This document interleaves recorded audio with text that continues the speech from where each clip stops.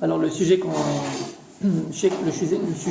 choisi, c'est un sujet qu'on ne peut pas aborder en un cours, bien sûr, parce que c'est tellement de choses à dire pour parler sur le couple. Surtout que lorsqu'on parle du couple, ça se traduit toujours par trois parties. Il y a la partie halakha, bikla, en couple, et ça c'est toujours à part, les hommes d'un côté et les femmes de l'autre. La halakha, tarat mishpacha, qui est la base de la Torah, qui est le secret de la pérennité du Ham Israël, mais c'est pas le cours de ce soir. Après, tu as une partie aussi, on va dire, psychologique du couple, plus dans les détails. Et tu as une autre partie dans le couple, et ça c'est la partie qu'on va parler ce soir, parce que c'est le premier cours qu'on fait, qui est le couple en général. Le couple, qu'est-ce que c'est le couple? Alors, je pense que ce soir ça va être une introduction peut-être aux autres cours qu'on fera, parce que comme j'ai dit, c'est un sujet tellement énorme, on peut parler de beaucoup de choses, mais on se rend compte d'une chose. Avant de parler, avant de commencer, je voudrais juste vous dire une chose. D'abord, tout ce que je dis, c'est d'abord pour moi. Parce qu'on est tous, comprenez une chose, on est tous dans le même bateau. Tous. On a tous en général le même problème. On rencontre toujours, pratiquement tous, les mêmes problèmes. C'est à peu près pareil, à part ça, Shalom. Et là, je pense pas, et j'espère pas en tout cas, même si des fois ça arrive malheureusement. On ne parle pas de femmes battues ou d'hommes battus, ça existe aussi. D'accord, de cas hachémichement graves, d'accord, de violence et de choses pareilles. On parle de choses de la vie courante, d'accord, la vie courante, où l'on rencontre tous, encore une fois, des problèmes dans notre couple. Il y a une histoire. Une fois, il y avait deux grandes villes, mais qui étaient séparées par un fleuve. Et ces deux grandes villes-là, elles avaient du mal à prospérer au niveau économique. Il y avait beaucoup d'habitants, ça travaillait, mais ils avaient du mal à prospérer. Alors ils se sont dit, on va essayer de se jumeler, on va essayer de s'associer. Alors elles ont décidé, comme un accord, de construire un pont entre les deux villes. Ils ont construit un pont avec 10 netivim, comment on appelle netivim?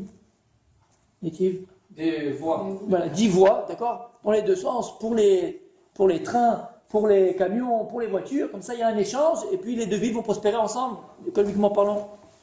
Et ils construisent le pont, ils sont contents. Et bien, mettre quelque chose d'extraordinaire. Il y a une envolée économique des deux villes extraordinaire. Et le problème, c'est quoi? C'est qu'à un moment donné, ils n'ont pas très bien construit le pont. Et à un moment donné, dans le pont, il a commencé un petit peu à vieillir, mais trop tôt. D'accord? Et ça fait qu'il y a des voitures qui passaient par là-bas, et puis il y avait des trous au milieu, il y avait des trous, il y avait des machins, ils ne tenaient pas bien, et puis il y avait des morts. Chez Michoir, il y avait des morts. Un train qui déraille, un camion qui tombe, un autocar qui fait. À chaque fois, il y a beaucoup de morts. Ils ont dit, c'est pas possible. On ne peut pas laisser comme ça le truc se faire. Il y a des morts, c'est dangereux, ça devient grave. Et ils se réunissent tous les chachamim, tous les sages des deux villes qui se rencontrent pour essayer de réfléchir comment on peut arranger l'histoire. Et il y en a un, il dit, moi j'ai trouvé la solution. On va construire un hôpital hyper perfectionné, ultra sophistiqué, en dessous du pont. Comme ça, dès qu'il y a quelqu'un qui tombe, on le ramasse, on met à l'hôpital, on met les prothèses, on met les machins, on essaie de sauver le truc. Tu fais, ah, quel chorma extraordinaire! Ils prennent des milliards, les gars, ils construisent un hôpital hyper sophistiqué, le dernier cri des hôpitaux. Et c'est ce qui se passe, dès qu'il y a un type qui tombe, une truc machin, hop, ils l'amènent. À la fin de l'année, ils font le compte, ils se rendent compte que 99% des gens, ils ont continué à mourir, ils n'ont pu sauver qu'1% des gens. C'est un machal, bien sûr. C'est une parabole. Un homme et une femme, c'est comme deux grandes villes. Et puis il faut faire un guécher entre les deux, il faut créer le pont, il faut créer les liens entre l'homme et la femme. Puis des fois le pont il vibre, des fois avec le temps le pont il s'use, des fois avec le temps il y a des trous, et puis des fois il y a des morts, chimiquement. Pas des morts physiques, mais des morts spirituelles, des morts... Ça laisse des coups, ça laisse des traces. On vit dans une génération, Baruch Hashem, les cours de Shalom Bayit, ça manque pas. À tous les coins de rue, mais ça va ou pas? Baruch Hashem, on a partout sur internet, dans les maisons. Ici, on organise. Baruch Hashem, c'est extraordinaire. Éducation, combien de cours blind d'éducation et de machin et trucs? Normalement, avec autant de cours sur le couple, sur l'éducation, sur soi-même, Normalement, on aurait dû voir des résultats. Tu avais 100% de types qui se tuaient. Tu devrais avoir au moins 50% de chance. Malheureusement, on se rend compte que ça ne marche pas vraiment. Bon, alors j'y vais. À quoi ça sert alors? À quoi ça sert? Là, je m'enfonce. Alors pourquoi on fait un cours? Pourquoi on est là? Pourquoi on fait ça? Ben, là, la question ce que je suis en train de dire, c'est que je me suis posé cette question. Ben, il y a tellement de cours, Blainara, sur ce que tu veux. C'est-à-dire que si, je parle surtout pour les femmes, parce qu'en général, lorsque tu fais, ou tu organises un cours, tu as toujours 200 femmes et 2 hommes. C'est toujours comme ça. Les femmes Blainara, c'est les premières pour les cours. Non, c'est vrai, hein. Moi, si j'ai laissé ma femme aller à tous les cours, je ne la verrai pas du mois, de l'année. Bon, je ne verrai pas l'année. Même pas Yom Kippour, parce que je suis à la synagogue. Donc, je ne sais pas quand on se verrait, tu vois. Mais mec, il y a des cours tout le temps, t'es là, des cours. C'est pas qu'elle n'est pas venue ce soir, elle a un cours. D'accord, elle t'a dit. C'était un cours suivi avec une dame, machin, bon, bref. Donc il y a des cours partout, Blainara, pour le bien-être de sa personne, pour ceci, pour cela, pour que tu te sens bien là, pour ton couple, pour ta femme, pour tes enfants. Il n'y a que ça. Résultat. Alors quoi, ça va pas mieux. Alors qu'est-ce qu'on fait? Pourquoi on est là? Pourquoi on fait le cours? Pourquoi on fait ceci? Pourquoi on fait cela? Alors je vous dis une chose.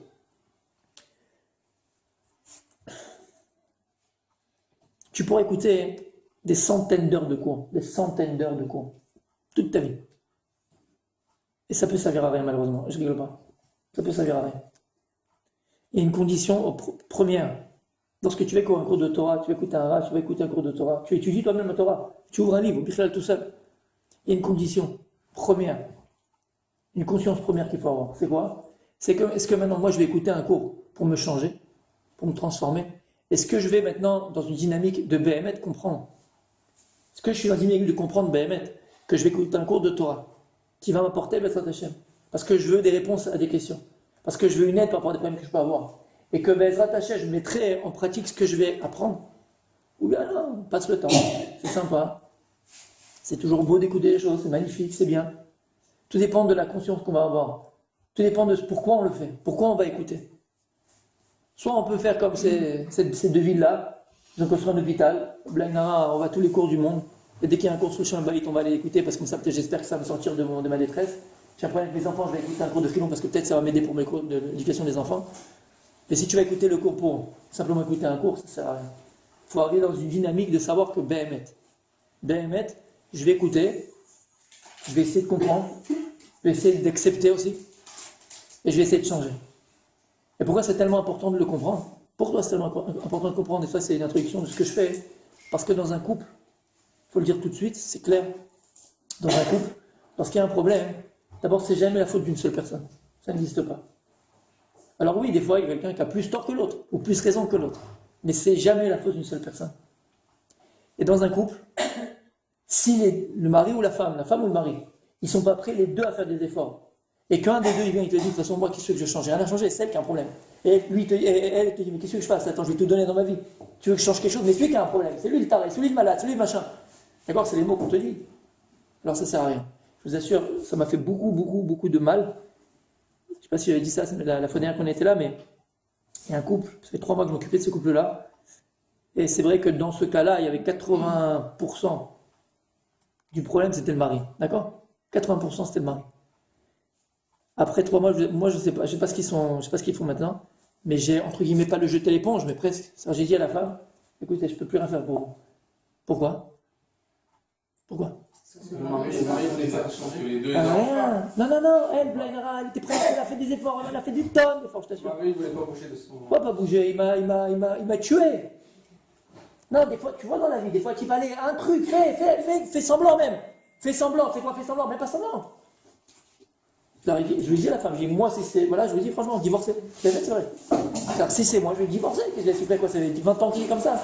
Et divorcer, il ne veut pas changer le gars. Alors, soit tu acceptes et tu vis ta vie que tu vas avoir, tu acceptes. Soit vous ne pouvez plus, comme vous m'avez dit il y a 3 mois, vous n'êtes plus réussi.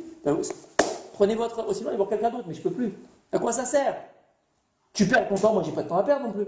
Tu perds de ton temps, tu perds de ton énergie, tu perds parce que les gens ils pensent que quand ils viennent te voir, toi tu es là, tu n'as que ça à faire quoi. Non, tu n'as pas que ça à faire. Pourquoi je vous dis ça? Parce que c'est la base. Si on comprend pas au départ que c'est un travail, et c'est un travail en commun, et que chacun a sa 20%, t'as 20%, t'as 80%, t'as 80%, je crois qu'il a pas. Chacun il a sa part, mais comprenez une chose, chacun doit travailler sur lui-même. Si la personne n'est pas prête à faire des efforts, la personne qui en face de toi elle peut faire des efforts, bonsoir. La personne qui est en face de toi n'est pas prête à faire des efforts, je lui dis franchement, ça sert à rien. D'accord? Ça, c'est la base. Alors, Bezrat Hashem, aujourd'hui, je pense que ça va être qu'une introduction à tout ce lien de couple. On va commencer Bezrat Hashem. La première chose qu'il faut savoir, en vérité, qu'il faut se rappeler dans un couple, parce que Baruch Hashem, le Kaal, l'assemblée ce soir, c'est pas des jeunes mariés. Parce que des fois, on parle des jeunes mariés. D'accord, Baruch Hashem, vous avez à peu près, je sais pas, 15, 20 ans, 30 ans de mariage, en moyenne, je sais pas, chacun. Ou des jeunes qui sont pas encore mariés. Tout le monde est marié? À part Jonathan. D'accord? C'est à peu près ça, non, la moyenne? Non? Plus? Moins? 5 ans? Divorcé. Bon, il y a eu du mariage, hein? 10 ans, 15 ans, je sais pas combien de temps vous êtes mariés? 18. D'accord, c'est à peu près ça. Donc, Baruch Hashem, on va dire que c'est une voiture qui a fait du kilométrage. D'accord? Il y a du kilométrage. C'est pas une voiture neuve qui sort du garage. D'accord? Il y a de l'expérience. Et Baruch Hashem, il y a des problèmes, grâce à Dieu. D'accord? Il y a ce qu'il faut, quoi. Il y a ce qu'il faut. Baruch Hashem, elle a fait la route, la voiture. Donc la première chose qu'il faut se rappeler, c'est d'abord qu'il faut se rappeler qu'on est marié. Qu'on est marié.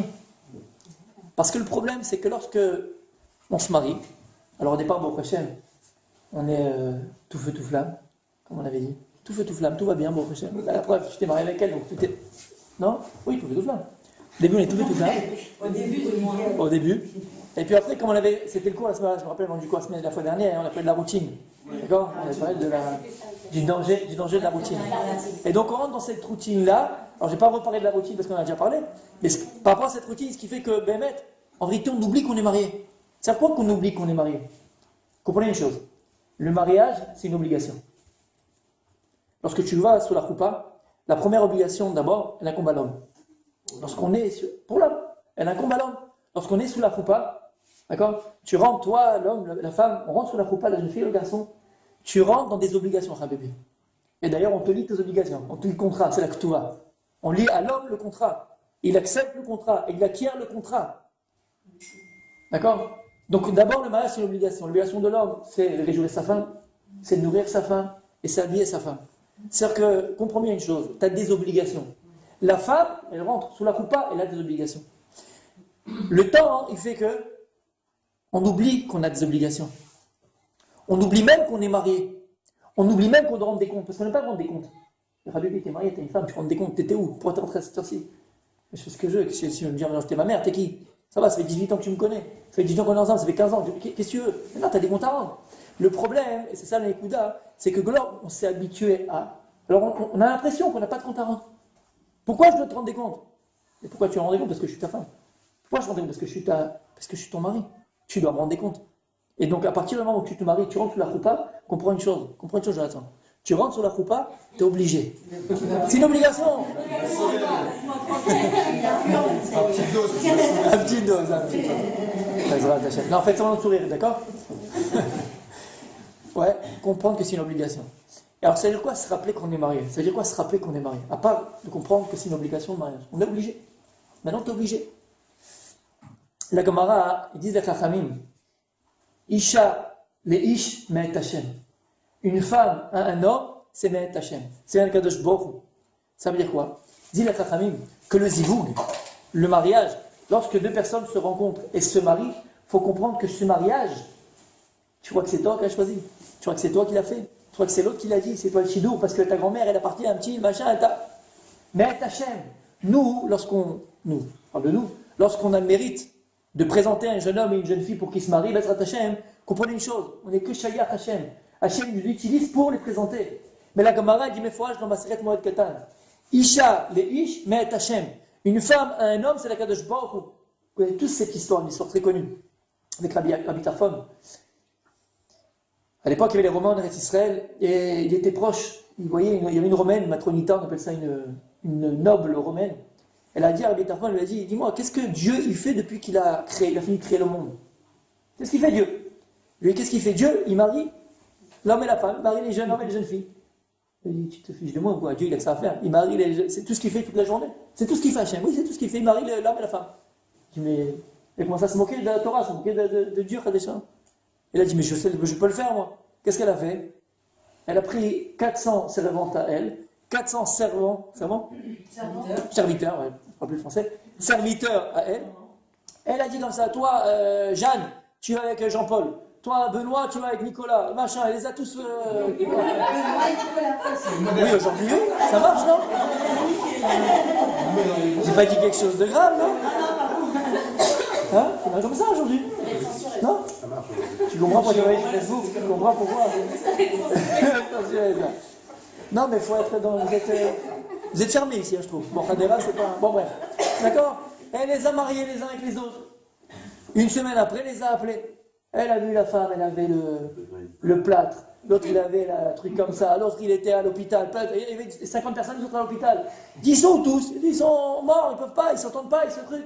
Elle a appelé Rabbi Tarfon. Elle a dit non, je comprends ce que tu m'as dit. Akadosh Baruch Hu, c'est lui qui s'occupe de marier une femme et un homme. C'est tellement compliqué de marier une femme et un homme. La Gemara, elle dit que le zivoug entre une femme et un homme, c'est kaviachol, c'est une image. C'est aussi dur pour Akadosh Baruch Hu que de ouvrir la mer rouge, que Kriyat Yamsouf. Alors rien n'est dur pour Hachem, d'accord? Il faut juste comprendre ce que ça veut dire. Ça veut dire quoi? Que c'est aussi dur pour Akadosh Baruch Hu que l'ouverture de la mer rouge? C'est bizarre, non? Émet, c'est vrai, mais pour Dieu, c'est pas aller en contre nature. Pourquoi pour Dieu c'est dur? Écoutez bien. C'est ce qui s'est passé avec Kriyat Yamsouf? C'est ce qui s'est passé? On pense que la mer elle s'est ouverte, ok? On est passé, puis la mer elle est revenue. C'est ce qui s'est passé. Et écrit que la mer ne veut pas s'ouvrir. La mer n'a pas voulu s'ouvrir devant le Ham Israël. Jusqu'à Akadosh Baruch Hu, il a obligé à s'ouvrir. Ouais. Lorsque les eaux elles se sont ouvertes, donc elles se sont séparées. Donc il y a eu une séparation. Il y a eu un piroud. Il y avait une unité. Il y avait un. Et on a fait deux. Lorsque Kadosh Baruch Hu, il a ramené la mer sur les Égyptiens, il a refermé la mer. Qu'est-ce qu'il a fait Kadosh Baruch Hu? Il a pris de l'eau et il a mis comme deux verres que tu mets comme ça dans la fontaine. C'est ce qu'il a fait Kadosh Baruch Hu. Il a rattaché la goutte qu'il avait séparée avec cette même goutte. Il a rattaché ces mêmes gouttes qui étaient attachées dans l'eau, à Kadosh Baruch Hu, il les a remis ensemble. C'est ce que ça veut dire. Ça veut dire que c'est aussi eux qui créent Yamsouf. Kadosh Baruch Hu, il prend deux personnes, comme tu as très bien dit, Rabbi, complètement différentes, complètement à la base opposée. Des fois qui viennent de deux pays différents, qui ont une culture différente, qui ont eu une éducation différente, qui ont eu des parents différents, qui ont des midotes différentes. Et à Kadosh Baruch Hu, il n'y a que lui qui peut savoir qui est Matim à qui correspond à qui, comme ces deux gouttes-là, qui étaient à la base, hein, qui ont été séparées, qu'il va falloir maintenant, une nouvelle fois, réunifier. Pourquoi? Parce qu'il dit le soir, avant qu'Akadosh Baruch Hu, il amène l'âme dans le corps d'un homme ou dans le corps d'une femme, l'âme d'un Neshama, c'est une seule et même âme qui est Tachat Kisei HaKavod, en dessous le trône céleste. C'est une seule et même âme. Qu'est-ce qu'il fait qu'Akadosh Baruch Hu, il la sépare en deux? Il prend la moitié, il la met dans le corps d'une femme, l'autre moitié dans le corps d'un homme. Et le travail après de l'homme, c'est de trouver, on appelle ça son âme sœur. Pourquoi on appelle ça trouver son âme sœur? La Gemara, elle dit, et ça c'est très vrai, la Gemara dans cette Kiddushin, elle dit que c'est l'homme qui doit chercher sa femme, c'est l'homme qui court après la femme. Et c'est pas la femme qui court après l'homme, c'est l'homme qui doit aller chercher sa femme. Pourquoi? Parce que lorsque Kadosh a créé Adam Arishon, d'abord il a créé l'homme tout seul, de jeter par Soufim, il a créé l'homme. Ensuite, d'où il a créé la femme? De sa côte. Donc il a pris d'où l'expression t'as la côte. Et c'est pas pour rien. C'est vrai, c'est Emet, t'as la côte, c'est de là. Emet. Tout vient de la Torah. Non, c'est vrai, t'as la côte, c'est de là, bien sûr. Maintenant, après le travail de l'homme, c'est quoi? C'est d'aller retrouver son objet perdu. Donc, qui c'est qui a perdu un objet? C'est l'homme, c'est pas la femme. Donc, c'est à l'homme d'aller chercher ce qu'on lui a dérobé. C'est à l'homme d'aller chercher son âme sœur. C'est l'homme qui fait la démarche d'aller chercher son zivoug, et pas l'inverse. Alors, tu vas me dire, qu'est-ce que la femme est là? La femme, elle a la tfila, la prière. Hachem la met son zivoug, beito, bismano. La femme, elle a la tfila. Et celui qui fait la démarche d'aller vers, c'est toujours l'homme. De là, on apprend une chose extraordinaire. Isha le ish me'et Hashem. C'est-à-dire que le zivoug, comprenez bien, lorsque Kadosh Baruch Hu, il a couplé un homme et une femme, c'est me'et Hashem, c'est le Kadosh Baruch Hu. Et pourquoi c'est important en introduction de comprendre cela? Pourquoi c'est important de comprendre? Pourquoi? Parce que des fois tu te lèves le matin, ça fait 18 ans que tu as la même tronche à côté de toi, d'accord? Tu l'as choisi. Et puis des fois tu les mets, tu te dis qu'est-ce que je fous là? Ça sent un vécu. On peut se dire que c'est vrai, quoi. Alors quand est-ce qu'on a ces questions-là? Je vais faire dire parce qu'on rigole, mais quand est-ce qu'on a ces questions-là? lorsqu'il y a des bisbises, lorsqu'il y a des orages dans le couple, lorsque ça ne va pas, lorsqu'on est en conflit dans le couple. Là, on a plein de questions qui viennent à nous. On se pose des questions, on se demande pourquoi, peut-être c'était pas lui, peut-être c'était pas elle. Après un cours que j'avais fait il y a 5 ans, je me rappelle, c'était à Beit Vegan. Il y a une dame qui est venue me voir après, je vous assure, elle avait à peu près 7 ans de mariage, et elle me dit, mais peut-être que c'était pas lui. Peut-être que c'était pas lui. Bon, ils avaient des problèmes de... Peut-être que c'était pas lui. Je me pose tout le temps la question, j'ai un doute. Est-ce qu'on a le droit d'avoir un doute? Pourquoi? Écoutez bien, Yaakov, il a eu un doute. Notre père Yaakov, il a eu un doute. Il dit l'Orchaim Akadosh, Rabbi Chaim Benata. Il dit quelque chose d'extraordinaire par Shem Vayetse. Vous savez qu'Yaakov, il va épouser donc 4 femmes, 2 principales. Principaux, Principal, hein, c'est féminin. Principal, mais là j'ai perdu un peu le français. Principal, qui était Rachel et Léa. D'accord? Maintenant, comme vous connaissez tous les Midrashim et Choulé, Rachel c'était pour Yaakov et Léa c'était pour Esav. Ok. Maintenant, Yaakov il va racheter le droit d'aînesse. Donc en achetant le droit d'aînesse, c'est pas simplement qu'il a acheté le droit d'aînesse à son frère et que maintenant c'est lui le premier-né. Qu'est-ce qu'il a acheté avec le droit d'aînesse? Il a acheté tout le pack à Esav. C'est-à-dire que le travail de Esav, ce qu'il devait être, c'est que Esav c'est le 4e père, 4e patriarche de l'Israël. Vous le savez? On aurait dû dire dans la Tfila, Eloké Abraham, Eloké Yaakov, Eloké Yitzhak, Eloké Yaakov, Eloké Esav. C'est que le trône céleste d'Akadosh Baruch Hu, il a 4 pieds. Les 4 pieds du trône céleste, Keneged, par rapport aux 4 patriarches. Abraham, Yitzhak et Yaakov. Et le 4e c'était Esav. Qui va prendre la place de Esav? David Amelech. D'accord? Donc Yaakov, lorsque tu vas prendre le droit d'aînesse de Esav, qu'est-ce que tu prends en vérité? Comme on a dit, le pape Esav. Tu prends la vie de Esav. Tu deviens Esav. Donc si tu deviens Esav, qui tu vas épouser aussi? Léa. Mais à la base, Yaakov n'a pas compris ça. Donc lui, quand il est parti chez Laban, il a travaillé là-bas pendant 7 ans. Pour qui il a travaillé? Pour Rachel. Il a travaillé pour Rachel. Maintenant, Laban, il va le traguider. Il va lui donner qui à la place? Il lui donne Léa. Et le matin, il se lève. C'est Léa. Il dit, Orchaim Akadosh, écoutez bien. Lorsqu'elle a un premier fils, qui s'appelle Reuven, elle va dire dans toutes ces, regardez dans les textes, elle va dire à Kadosh Baruch Hu, regarde-moi, je suis haï par mon mari, qui s'est noie Anochi. Elle dit, je suis haï par mon mari. De qui on parle? C'est qui son mari? C'est qui? Yaakov Avinu. Tu me parles de qui? Rabbi Yosef, de qui tu me parles? C'est le top. T'es haï par ton mari? Il dit, Orchaim Akadosh, oui, parce que Yaakov, il haïssait Léa. Yaakov, il haïssait Léa. Alors, il l'haïssait au départ. Comme ça, il dit Orchaim Akadosh. Pourquoi il l'haïssait? Pourquoi? Parce que Yaakov, il n'a pas compris au départ qu'il a pris tout le pack de Esav et qu'il devait épouser aussi Léa. Et donc, il s'est dit, attends. Toi, Léa, tu ressembles à Esav en vérité. Je comprends pourquoi c'était son zivou. Hachem, il met bien les personnes ensemble. Pourquoi?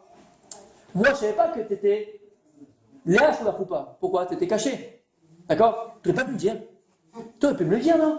Toi, tu n'as rien dit. Tu as fait la folle. Donc, en vérité, toi, tu n'es pas mon zivou. Il a dit, t'es pas mon zivou. Donc, il se levait tous les matins, Yaakov. Il dit, t'es pas mon zivou. Non, je suis marié. Mire. Mais c'est pas mon zivou. C'est pas toi. Jusqu'à quel moment Yaakov, il a commencé à aimer Léa? Il a compris. Et on apprend de Yaakov quelque chose d'extraordinaire. À partir de quel moment Yaakov, il a compris que c'était son zivou? Vous savez quand? À partir du moment où il a donné des enfants. Il dit, à partir du moment où Yaakov, il a vu qu'elle lui a donné des enfants, il dit, ça, c'est pas possible. Si Akadosh Baruch Hu, il fait que cette femme, elle me donne des enfants, un enfant, c'est pas un accident. Bon, pour certains, les voient, mais c'est pas un accident, un enfant. Il faut comprendre les choses. Même si tu crois que c'est un accident parce que tu as pris des trucs pour pas avoir tout ce que tu veux, machin. Akadosh Baruch Hu, il a décidé, il a décidé. Et t'auras ton gosse. C'est quoi un enfant? C'est une neshama. Et Akadosh Baruch Hu, il joue pas avec les neshamot. Si Akadosh Baruch Hu, il prend cette neshama, il met dans ce couple et dans le ventre de cette mère-là, c'est qu'Akadosh Baruch Hu, il a décidé que cette femme, elle doit enfanter de toi. Il n'y aura pas de hasard. Et il dit à Orchaim Akadosh, lorsque Yaakov, il l'a compris. Lorsqu'il il a compris, et il a vu plutôt, que Léa lui a donné des enfants, là, qu'est-ce qu'il a fait? Il a compris son erreur. Et d'ailleurs, après, dans les textes, lorsqu'il va y avoir d'autres enfants, Léa, là, elle voit, elle va dire, ça y est, je suis aimé par mon mari. Ah ouh, c'est bon, je suis aimé par mon mari. Donc, qu'est-ce qu'il a fait? Il a montré à Yaakov que Béhémet, c'est son zivou. C'est quoi? Parce qu'ils avaient des enfants. Donc, comprenez une chose. Isha le ish me'et Hashem. Comprenez une chose. À partir du moment où tu es passé sous la choupa, tu t'es marié, et cette femme que tu as, elle t'a donné des enfants, c'est ton zivou. Tu n'as pas le droit à ce moment-là d'avoir un seul doute dans ta tête. Et comprends, il y a des moments de turbulence, des moments où ça ne va pas, des moments où tu as envie de tout claquer même peut-être. C'est possible. À partir du moment où tu as des gosses, c'était ton zivoug. Et maintenant, c'est à vous de choisir. Quand je parle de vous, c'est l'homme et la femme. Et à chaque fois que je donnerai un exemple, bien sûr, de femme ou d'homme, c'est toujours vice-versa, d'accord? Mais c'est juste pour changer un peu. Mais en tout cas, c'est à vous de comprendre après. C'est à nous de comprendre. À partir du moment où on a eu des enfants, c'est que c'est ton zivoug. Et si ça ne va pas, alors si ça ne va pas, qu'est-ce qu'il faut faire? Alors qu'est-ce qu'il faut faire? Il a fait, mais il faut travailler. Ce qu'on a dit au départ. Il faut travailler, il faut arranger, il faut réparer, il faut se donner, il faut s'investir, il faut aimer. Parce qu'à partir du moment où ta femme t'a donné des enfants, c'est ton zivoug. Et à partir de ce moment-là, tu as pu avoir de doutes. Pourquoi? Parce que tout le travail du Yetzara, c'est ça. Comprenez bien une chose. Le Yetzara, il a un seul but. C'est le Yetzara, on voit le Yetzara comme un ennemi. C'est vrai, ça peut être un ennemi. Il l'a appelé aussi Oyev, il l'a appelé Sonné même, quelqu'un qu'on haït, c'est vrai. Mais le Yetzara, c'est beaucoup plus que ça. Le Yetzara, lorsqu'il veut faire tomber une personne, lorsqu'il veut détruire une personne, c'est très facile. Il ne va pas venir directement chez toi à ce moment-là. Si tu es marié, c'est ce qu'il va faire. D'une pierre deux coups. Il va détruire ton couple. Pourquoi? Parce que lorsqu'il va détruire ton couple, qui détruit en même temps? Pas une vie. Il détruit, non, toute une vie, toute une famille. C'est le père, c'est la mère, c'est les fils, les filles. C'est toute une famille qui en pâtit. C'est toute une famille qui part en vrille. C'est toute une famille qui le subit. Et malheureusement, on sait de quoi on parle. Je m'occupe, j'ai un séminaire de jeunes filles à Jérusalem. Je m'occupe de Bachourim aussi. Et c'est très dur pour des enfants que les parents ils ont divorcé. D'accord? C'est dur. C'est dur. Il y a des séquelles, c'est vrai. C'est dur. Parce qu'après, l'autre il te dit peut-être je ne suis pas prêt parce que je vais refaire ce que j'ai vu. Hier, je parlais avec une jeune fille comme ça. Rien que hier. Elle a 27 ans. Elle n'est pas mariée. Elle dit tant que moi je n'ai pas réglé mon problème, alors je ne peux pas me marier. C'est quoi ton problème? Mes parents, une fois que j'étais jeune, j'ai jamais accepté, j'ai marché. Bon, bref. Donc, Yetzara, qu'est-ce qu'il fait? Ah, lui, il prend tous les coupables, lui, il prend toute la caisse. Pourquoi je vais m'attaquer à toi? Ça ne sert à rien. Je vais éclater ton couple. Et puis, là, c'est tout le monde qui est dans le bateau. C'est le bateau qui coule. C'est tout le monde qui coule. Combien de personnes? Et puis, des fois, c'est même les parents qui prennent la mère, elle est avec l'autre machin. Vous vous rendez compte que tout ce qui peut toucher Yetzara? De comprendre une chose, Yetzara, son but ultime, c'est de détruire le couple d'Israël. Détruire les couples d'Israël. À tous les niveaux. Comme on a parlé tout à l'heure, au niveau de Tarat HaMishpacha, au niveau de la pureté familiale, des règles de la pureté familiale, avec le de Nida, parce qu'il sait que la pérennité du Ham Israël, le secret de la pérennité du Ham Israël, c'est Tarat HaMishpacha. Et au niveau du couple, au niveau de la communication, au niveau du couple en lui-même, il va détruire le couple, parce qu'il sait que le Yetzirah, s'il a détruit le couple, alors il touche plein de nefashot, le couple, les parents, les enfants et peut-être les autres encore. Donc ça, c'est important de le comprendre. Alors, ce qu'on cherche tous, c'est le Shalom Bayit. Ouais, on est tous les Shalom Bayit. Alors, comment on traduit le Shalom Bayit? Comment on traduit le Shalom Bayit? C'est quoi le Shalom Bayit? C'est quoi le Shalom Bayit? La bonne entente. La paix dans le couple. C'est quoi c'est comment vous traduisez le Shalom Bayit? C'est unité. L'harmonie. L'harmonie dans le couple. Si la personne en face est heureuse, elle nous renvoie l'appareil et tout le monde va bien. D'accord, ça c'est le Shalom Bayit. D'accord. Comment vous traduisez Shalom Bayit? Traduction. Maison normale. Bonjour Voilà. à la maison. Il a fait. D'accord, sur en français, Shalom Bayit, on fait ça, la paix au foyer, la paix du foyer. D'accord. Ok. Et comprendre que lorsqu'on traduit, là c'est déjà, bon, c'est un peu tordu. Ouais. Lorsqu'on parle de la Shana Kodesh, Shalom Bayit. Pourquoi on appelle ça Shalom Bayit? Pourquoi pas autre chose? Pourquoi on appelle ça Shalom Bayit? D'abord, il faut comprendre que c'est quoi le Shalom Bayit? Pourquoi c'est important le Shalom Bayit? Nous, le Shalom Bayit, on en fait un but. Ouais. On va à des cours, comme j'ai dit tout à l'heure, on va écouter, on va faire, on essaye d'apprendre de rouler. Pourquoi? Parce qu'on veut le Shalom Bayit. Et on pense que lorsqu'on a le Shalom Bayit, on est arrivé au but. On veut le Shalom Bayit. Le Shalom Bayit, c'est un but? Non. C'est quoi le Shalom Bayit? C'est quoi le Shalom Bayit? Le Shalom Bayit, ça c'est Vadaï, mais je ne parle pas, c'est un travail pour être tous les jours. Mais je veux dire, c'est quoi le Shalom Bayit? C'est un but en soi. On est là, on travaille dans le coup, pourquoi? Pour avoir le Shalom Bayit. C'est quoi le Shalom Bayit? C'est quoi ça, le Shalom Bayit? C'est un état. C'est un état, c'est vrai. C'est un outil pour apprendre. Il y a fait, mais le Shalom Bayit, c'est quoi le Shalom Bayit? Le Shalom Bayit, c'est la base. C'est la base, c'est le réceptacle. C'est le Kéli. Le Shalom Bayit, c'est la base du couple. C'est la base de la construction du couple. S'il y a plein de Shalom Bayit, après on ne peut pas construire. Mais c'est le début, c'est le commencement. Shalom Bayit, ce n'est pas une finalité. Le Shalom Bayit, c'est la base pour pouvoir construire son couple. Donc c'est quoi le Shalom Bayit qu'on a dit? Quand on traduit Shalom Bayit, c'est quoi? C'est la paix au foyer. Et c'est quoi le Shalom? C'est quoi Shalom? C'est quoi Shalom? Il a fait. Emet. Shalom, ça vient de Shalem. Emet. C'est quoi ce Shalom? Shalom, c'est un nom d'Hachem. Un nom d'Hachem. Hachem, il a plusieurs noms. Alors, comment l'expliquer les autres fois? Akadosh Baruch Hu, lorsqu'il dit qu'il a des noms, d'accord? Est-ce que c'est juste de dire que Dieu a des noms? On avait dit la fois dernière que on ne peut pas dire que Dieu a des noms. Pourquoi? C'est quoi un nom? Un nom, par définition, il définit. Donc, quand tu fais une chose, tu la limites. Akadosh Baruch Hu, il est infini, indéfinissable. Ou Aya, ou Ove, ou Iye. Donc, comment c'est possible qu'Akadosh Baruch Hu, il ait des noms? Comment c'est possible? Il a Kel, il a Shakai, il a Elohim, il a Shalom, il a Makom, il a plein de noms Akadosh Baruch Hu. D'accord? Ça veut dire quoi qu'il a des noms Hachem? Simplement, les noms qu'Hachem il prend, c'est juste pour que nous, en tant qu'êtres limités, on puisse avoir une perception de lui. C'est tout. Les noms qu'Akadosh Baruch Hu, ils sont par rapport au Mekabel, et par rapport à celui qui reçoit de lui. Et qui c'est qui reçoit? C'est l'homme. L'homme avec un grand H, c'est nous. Donc lorsqu'Akadosh Baruch Hu te dit, il s'appelle Shalom, et on t'appelle ça Shalom Bayit. Donc on traduit ça, comme j'ai dit, la paix dans la maison. Alors c'est quoi? Ça veut dire quoi Shalom Bayit? Shalom, c'est Hachem, c'est Shalom. Installer Dieu dans Bayit. son couple. Il a fait Shalom Bayit, comme tu venais de dire, Shalom Bayit, c'est mettre Hachem dans ma maison. Maintenant, c'est quoi mettre Hachem dans sa maison? C'est quoi mettre Hachem dans sa maison? C'est mettre la mezouza, une photo de Baba Saleh, mettre un t-shirt, Hachem je t'aime. Respecter ses lois. Hein? Respecter ses lois. Écoutez bien, fais mes c'est quoi? Comprenez une chose.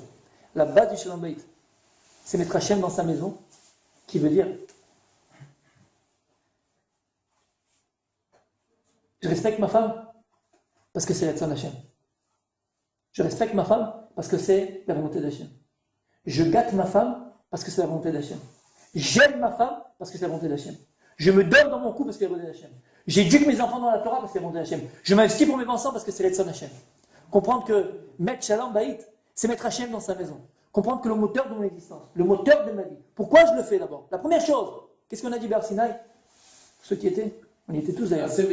Naaseh Venishma. Ça veut dire quoi Naaseh Venishma? C'est quoi Naaseh? Je fais parce que tu me l'ordonnes, Hachem. Bon, il y a le Nishma, c'est très important, il faut arriver à comprendre un peu pourquoi on fait les choses, il ne faut pas rester bête. La Torah elle a un goût, la Torah elle est métouka, la Torah elle est bonne, la Torah elle est extraordinaire, c'est une lumière extraordinaire la Torah. Mais la première chose, pourquoi tu le fais? C'est quoi ton moteur? Pourquoi tu mets les tuiles le matin? Pourquoi tu mets la tzaka? Pourquoi tu fais Shabbat? Pourquoi tu fais la chala? Pourquoi tu fais des mitzvot? Pourquoi Naaseh. Parce qu'Akadosh Baruch Hu t'es metzavé. Et de la même manière, écoutez bien, de la manière que je suis metzavé de mettre des filines, de la manière que je suis metzavé de faire Shabbat, je suis ordonné de faire Shabbat, je suis ordonné de mettre les filines, je suis ordonné de faire Nida, je suis ordonné de faire la chala, je suis ordonné des mitzvot de la Torah. Akadosh Baruch Hu, il m'a ordonné. Il m'a ordonné quoi? De respecter ma femme. Il m'a ordonné à Akadosh Baruch Hu d'aimer ma femme. Il m'a ordonné à Akadosh Baruch Hu de gâter ma femme. Il m'a de m'investir. Il m'a ordonné à Akadosh Baruch Hu, pareil pour la femme. Akadosh Baruch Hu, il m'a demandé d'honorer mon mari. Il m'a demandé de m'investir pour mon mari. C'est Retzon Hachem. Si la base du couple, c'est Shalom Bayit, dans ce sens-là maintenant, comprendre que ce que je fais pour mon couple, d'abord je le fais parce que je suis une seconde d'allumer la lumière Shabbat. Pourquoi? C'est quelque chose d'acquis. Ma chaîne m'a dit, j'ai pas allumé, ça va pas là. Tu mettrais pas tes filines un jour? Mais non, ça va pas, non, je peux pas, c'est impossible, c'est bataille, c'est partie de moi-même les filines, c'est impossible, oui ou non? Alors comment tu parles à ta femme? Tu parles à ta femme? C'est différent. C'est différent. Comment? C'est différent. D'un côté, tu as des objets, de l'autre côté, tu as un être humain. Non, c'est différent. Ouais, mais Je raconte une histoire, écoutez bien. Tu n'as pas le même lien, face à des objets. C'est pour ça que je dis ce que je dis. Il a fait. C'est pour ça que ça conscience. Écoute bien. C'est de respecter des filets que de respecter un être humain. Écoute bien. Au contraire, Calva Promer, j'ai dit. Comment on dit Calva Tu n'as Promer? pas les mêmes difficultés. A fortiori, à plus forte raison. Si, Tu as un écoute bien. objet inanimé. C'est quoi votre nom? C'est quoi votre nom? Abidan. Tu as un objet inanimé, c'est ça que je veux dire. Ben, des fois, elle est inanimée, la femme. Elle est là. Elle est pire que l'objet, tu vois. Tu l'as tué, la pauvre. Hein? Des fois, c'est l'inverse. Non, mais des fois, les mêmes réagir. C'est pas comme un petit moi. Non, il a fait. Alors comprenez. Il a fait. Je m'explique. Comprenez le sens.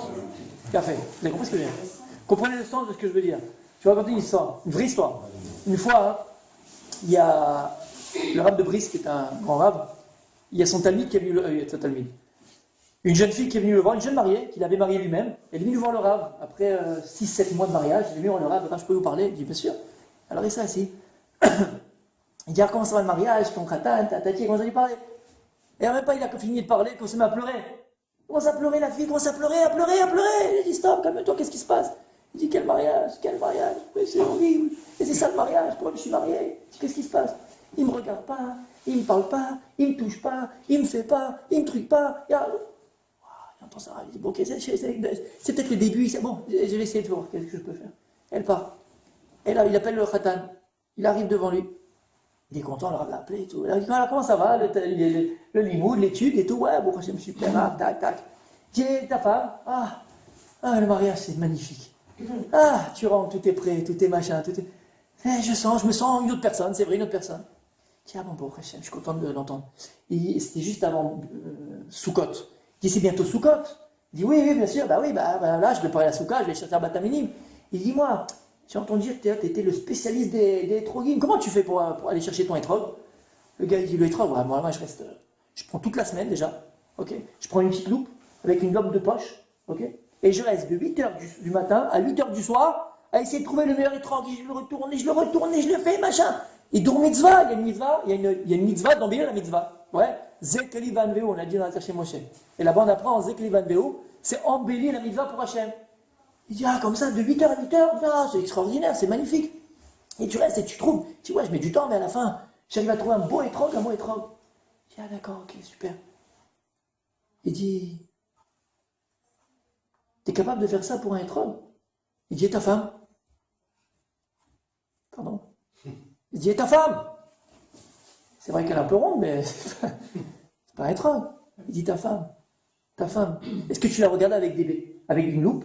Tu prends une torche pour la regarder, tu la retournes bien pour regarder comment elle est belle, tu t'occupes d'elle, tu la polis, tu la cherches, tu la hâtes, t'es là pour elle.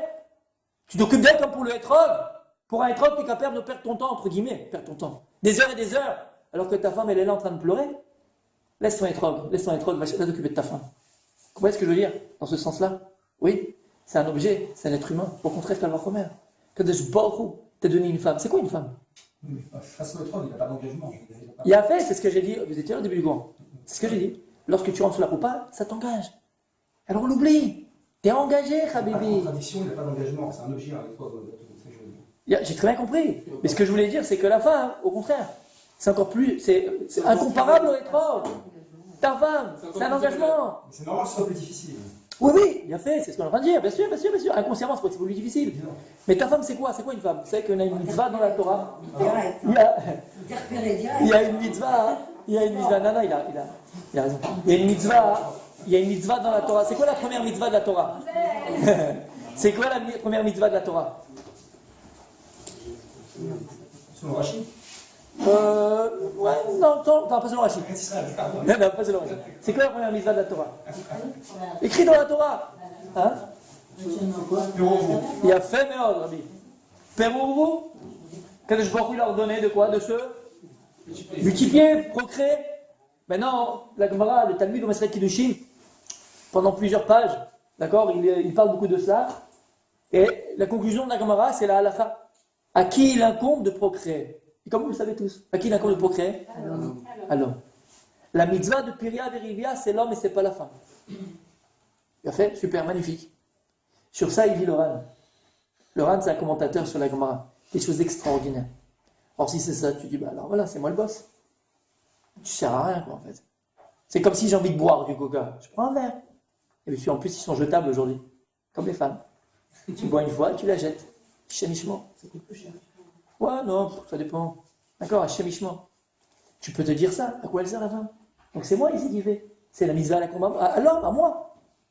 Il dit le Ran quelque chose d'extraordinaire. Tu sais, c'est quoi la femme? Imagine, tu vas à la synagogue. Le Shabbat, Rabbi. Hein? Tu vas à la synagogue. On lit à la Torah le Shabbat. Par l'Angel, je lis. Elle sait faire Torah. Ouais.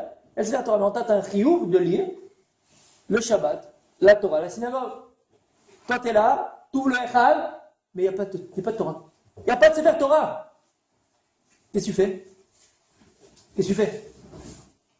Tu as loupé la mitzvah. Tu sais comment on appelle le Sefer Torah? Tu sais comment on appelle le Sefer Torah? Tashmishi Gdusha. Tashmishi Gdusha. C'est l'utilisation de Gdusha. Un Sefer Torah, s'il y a un problème, qu'est-ce qu'on fait? On le. Un Gnisa. On l'enterre. Un Sefer Torah qui brûle, qu'est-ce qu'on fait? Shemishmor, dans les dents.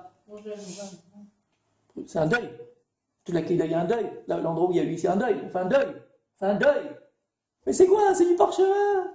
C'est un bout de bois. Qu'est-ce qu'il y a? Il dit, Laurent, la femme, c'est ta shmiché kedusha. Tu es capable de rester pendant des heures à voir ton étrog. Tu es là, il t'embrasse la Torah. Tu mets $100,000 pour écrire un Sefer Torah au nom de ton grand-père. Et ta femme est là, fihala, elle n'en peut plus. Elle est en train de crever. C'est disproportionné. C'est disproportionné. Ta femme, c'est ta shmiché kedusha. Ta femme, c'est un Sefer Torah. Ta femme, c'est un étrog. Mais vivant. Vivant. Donc c'est quoi le Shalom Bayit, on a dit? C'est quoi le Shalom Bayit? Comprendre une chose. Shalom Bayit, c'est même le Shalom dans la maison. C'est qui Shalom chez Akadosh Baruch? Comprendre d'abord que tout ce que je vais faire, tout ce que je vais accomplir dans ma maison, tout ce que je vais faire dans mon couple, d'abord je le fais parce que je suis Metsuvé, parce que je suis ordonné par Akadosh Baruch. Comme de mettre les tefilines, comme on a dit, comme de faire la souka, comme de manger kasher, je suis Metsuvé. Et jamais il viendra à l'esprit d'allumer la lumière Shabbat. Donc si tu comprends que d'abord tu es Metsuvé par Akadosh Baruch, ça c'est ta base. Shalom Bayit. La base du Shalom Bayit, c'est ça. Maintenant écoutez bien. Vous avez dit quelque chose de très vrai. Shalom, c'est quoi aussi? Shalem. Shalem. C'est quoi Shalem? Complet. Pourquoi on appelle ça Shalom Bayit? Shalom Bayit. C'est quoi Shalom Bayit? C'est Shalem, c'est entier, c'est complet, c'est rempli. On croit à tort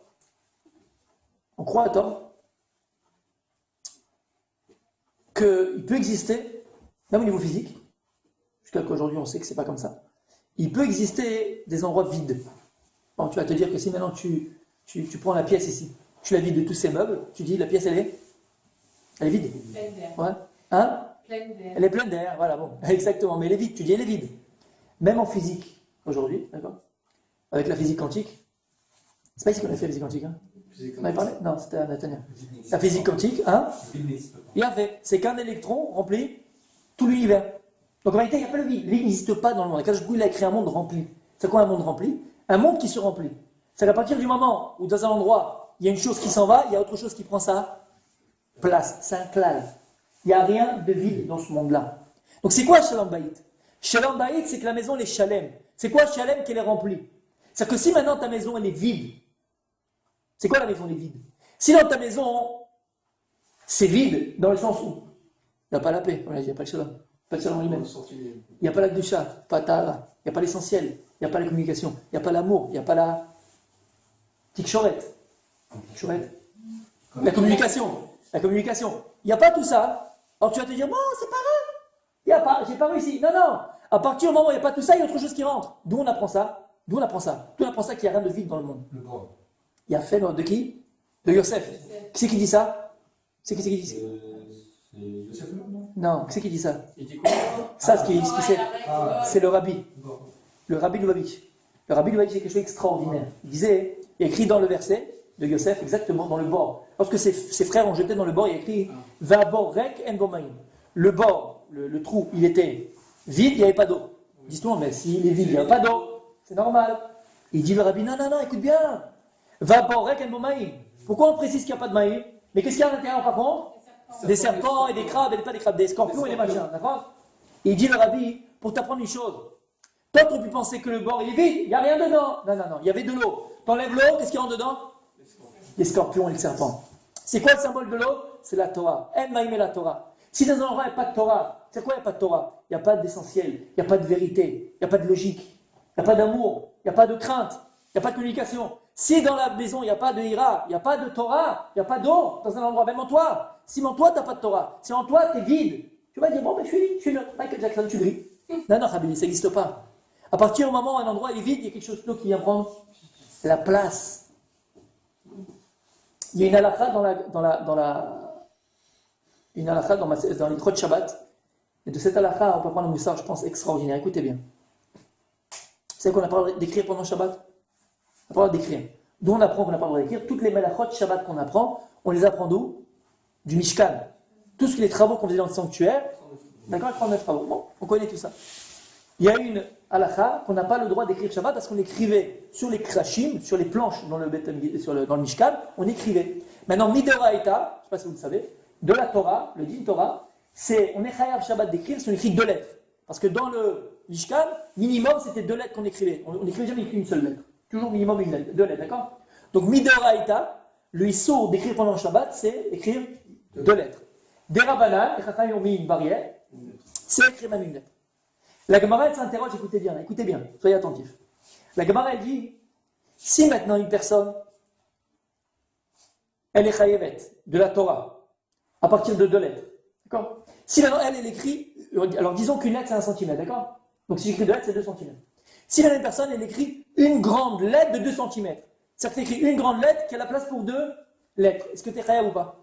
Parce qu'en vérité, tu as écrit dans un espace qui était pour 2 lettres, d'accord? Est-ce que tu es chayav ou pas? Est-ce que tu es chayav Shabbat ou pas? La Gemara dit, pas tout. Tant que tu n'as pas écrit 2 lettres, pas tout Midoraïta. De la même manière qu'on n'a pas le droit d'écrire, on n'a pas le droit d'effacer. Et c'est pareil, une lettre, 2 lettres. Mais regarde ce que dit la Gemara. Si maintenant toi, tu effaces une lettre, une grande lettre, où il y avait la place pour 2 lettres, là t'es chayav. C'est un peu chenou, hein. Quand maintenant j'ai écrit une grande lettre pour la place de 2 lettres, donc je fais une action, là t'es pas tout.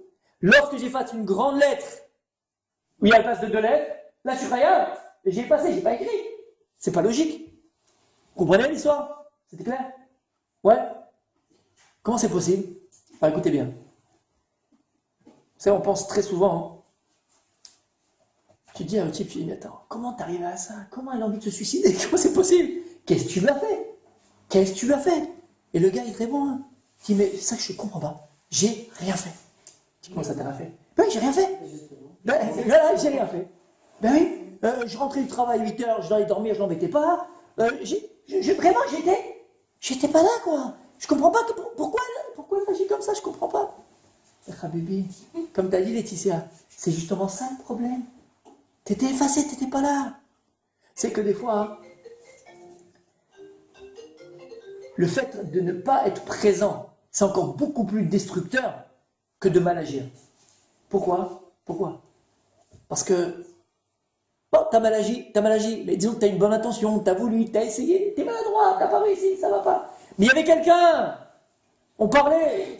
Tu sais que quand d'un coup ça va pas, la première chose que je dis c'est, vous parlez encore? Non, on parle plus. Vous vous engueulez? Oui, super, magnifique. Alors on peut, ça va. Non, tu communiques. Au moins vous communiquez. Bon, très cher. Mais lorsque c'est l'indifférence, c'est-à-dire que le type il est pas là, ou elle n'est pas là, il ne parle plus, c'est fini, indifférence. On se parle plus, on vit ensemble dans une maison, on coloc, quoi. On est colocataires, c'est nouveau. Pas ce soir ou pas, mais bon, on vit ensemble. Habibi. La Torah nous apprend quelque chose d'extraordinaire. Elle nous apprend quelque chose d'extraordinaire. C'est beaucoup plus grave d'être effacé, parfois, et c'est beaucoup plus destructeur, qu'au contraire, que d'agir. Parce que tu as agi, mais au moins tu as fait quelque chose. Là, tu n'es pas là. Tu n'es jamais là. T'es jamais là. Mais attends, ça fait 18 ans. Et les gosses, il faut les accompagner, j'ai pas le temps. Et moi, il faut qu'on aille au restaurant, mais j'ai pas envie. Et il faut aller qu'on aille en vacances, on va là-bas, je peux pas. Mais t'es jamais là. C'est pour ça que ça marche pas. Le fait d'effacer la Torah c'est encore plus grave que d'écrire. C'est pour ça que t'es pas tout. Lorsque t'écris ou lorsque t'es chayav, lorsque t'effaces. Ça m'appelle. Vous avez entendu? C'est beaucoup plus grave d'être effacé. C'est beaucoup plus destructeur de ne pas être là. Parce que t'es absent. Voilà, ça s'appelle absent. Abonné absent. J'ai besoin d'un pour... Je m'appelle ton père. Mais non, juste l'ampoule, fais semblant, même fais semblant. Mais là, moi, j'ai besoin d'un homme. Fais semblant que t'es un homme. Il y a un monsieur qui est venu me voir aussi, Meshkin. Quand je dis Meshkin, parce que, bon, peut-être pour certains, c'est pas Meshkin, mais. Voilà. Alors, les deux, ils travaillent. Lui, il travaille. Sa femme travaille, d'accord? Donc, après, j'ai connu sa femme. Alors, des fois, tu tombes vraiment sur des gens qui ont des problèmes. Mais là, bah, moi, j'aime une femme vraiment intelligente, j'aime bien, machin. Bref. Et il me dit, j'en peux plus. Je peux plus, essayer de faire quelque chose, je peux plus. Je sais qu'est-ce qui se passe. Je dis, voilà, je rentre le soir, travail, parfois c'est le travail, elle revient à 6h du travail. Elle vient à 6h, elle met des bords de cornflakes, machin, bilouchette en 3 secondes dans la table, elle va faire sa douche, elle s'enferme dans la chambre, et de 7h du soir à minuit, elle est sur ses séries, devant l'ordinateur. Vraie histoire, hein, là, maintenant. Elle est sur ses séries devant l'ordinateur, elle ne bouge pas de l'ordinateur. Voilà. Vraie histoire. Il dit, je peux plus. Il dit, vous faites quoi, vous? Elle dit, bon, elle ne peut pas la manger. Elle dit, non, je fais que manger quoi? Je prends des crackers avec du fromage, je prends un peu de charcuterie avec des crackers, c'est ça son repas. Ben, c'est vrai. Je fais combien de temps ça dure? Je fais là, combien ça? Elle me dit, bon, laisse tomber, ça dure. Je dis, et vous faites quoi pendant que vous voyez avec elle, peut-être la série, le film, au moins? Elle me dit, non, ça ne m'intéresse même pas. Ça ne m'intéresse pas. Donc moi, je suis dans le salon, ils ont plusieurs ordinateurs, ils ont dans leur chambre et dans le salon. Je suis dans le salon, moi je pianote sur l'ordinateur, je fais ce que voilà, comme ça. Après, je vais dans la chambre, voilà, c'est fini. Je peux plus. Je mange pas, les gosses, voilà, tac, tac, tac, ils les voient pas, les machins, tu me gagnes. 7 enfants. 7 enfants. D'accord? Après, tu parles à la femme, tu vois la femme. Tu dis, alors, maintenant, une femme intelligente, une femme qui travaille, une femme qui machin. Mais elle est intelligente, c'est pas. Mais en vérité, moi j'ai cet exemple-là. Pareil. Alors, on a l'homme, mais la femme aussi, des fois, elle est absente. Elle n'est pas là. Elle n'est pas là. Vous savez ce qui se passe à l'école avec vos enfants? Vous savez, elle a des grands enfants, elle a une jeune fille grande, elle a un garçon, elle a machin. Vous savez ce qui se passe un peu, vous? Oui, bien sûr, je parle avec eux, écoutez. Et ils pensent quoi, vos enfants? On a parlé de ça, c'est un peu la fois dernière. Ouais. C'est que le problème de l'éducation aujourd'hui, c'est qu'à l'époque, il y avait une différence de génération, ouais. C'est-à-dire que nos parents, ils étaient, on dirait, c'est les vieux, et puis nous, on était les jeunes. Ouais. Aujourd'hui, c'est complètement l'inverse. Aujourd'hui, c'est les gosses qui voient les parents et qui disent, mais maman, t'as pas 18 ans, qu'est-ce que tu fais là? Laisse-moi tranquille. Les parents, ils sont dans le truc des enfants, mais mec! Et le mari me disait ça, il me dit, ouais, voilà, quand on discute, il discute avec sa fille, t'as vu la belle série, machin? J'ai l'impression d'avoir une gamine à la maison, quoi. En vérité, sans juger personne, c'est pour moi, je parle pour nous, ça. Pour ramener ça à nous, Moussa, il est pour nous. C'est que, après, elle te dit, la pauvre, c'est vrai, c'est Emmett, elle travaille dur, c'est vrai, elle travaille dur de 9h du matin à 6h du soir. Et elle te dit, quand j'ai envie de rentrer à la maison, j'ai envie de souffler, j'ai envie de respirer, j'ai envie de. Emmett, c'est vrai, c'est dur, tout ce que tu veux, mais t'es passé sous la roupa, t'as fait des gosses, mais assume-les, purée. Assume-les, elle m'a la sorte. Que après, une fois, tu vas, tu prends l'air, tu fais, tu rues, mais c'est l'air, on a tous besoin de ça. C'est pareil, il faut des fois sortir de la maison, laisser les gosses et aller respirer. Il faut faire un week-end en couple quelque part et se replonger dans. Je m'arrête là. Il faut, ben, ça fait tenir le couple. Bon, Hachem, on a besoin de ça. Ça fait partie de la vie. Bon, Hachem, je suis donné ça pour ça. Mais quand tu fais ça tous les soirs, toute seule, tu t'enfermes dans ton truc, t'es absente. Mais je vous dis, n'ayez pas peur, attention. Et je ne veux pas vous faire peur. Mais il n'y a pas de vide. Il n'y a pas de vide. À partir du moment où tu es absent ou tu es absente, il y a quelqu'un qui prendra ta place. Hachem Ishmor, et je m'arrête là. Tous les problèmes, il va voir ailleurs, elle va voir là-bas, elle va voir ceci, machin. Pourquoi? Parce qu'il n'y a personne des fois à la maison. Parce que des fois, il y a une absence. Alors ça ne veut pas dire Hachem Ishmor qu'il faut le faire, Hachem Ishmor, bien sûr que non. Mais je parle de, si tu es absent, t'étonnes pas, bébé. Si tu es absent, t'étonnes pas, ma fille. Elle m'a la sorte. Les absents ont toujours tort. Emmett, faut être là, faut être présent. Et on revient encore à ce qu'on a dit depuis le départ, ce que je dis. C'est la base de tout. Quand tu es rentré sous la roupa, tu rentres sous la roupa, tu rentres dans des obligations, c'est un engagement. La roupa, c'est un engagement. Le mariage, c'est un engagement. Avoir des enfants, c'est un engagement, c'est pas une mode. Je me rappelle quand j'étais au Mahranev, il y avait une compétition. Dès qu'il y en a qui se marie, le type dit, il faut que je me marie. Quel rapport? Quel rapport? C'est pas une mode, c'est pas un effet de mode. Si c'est un effet de mode, c'est que la mode, elle passe. Hein, on change. Une fois c'est ceci, une fois c'est cela, on change. Oui? C'est que l'introduction. Ah, je pourrais après essayer de parler de choses.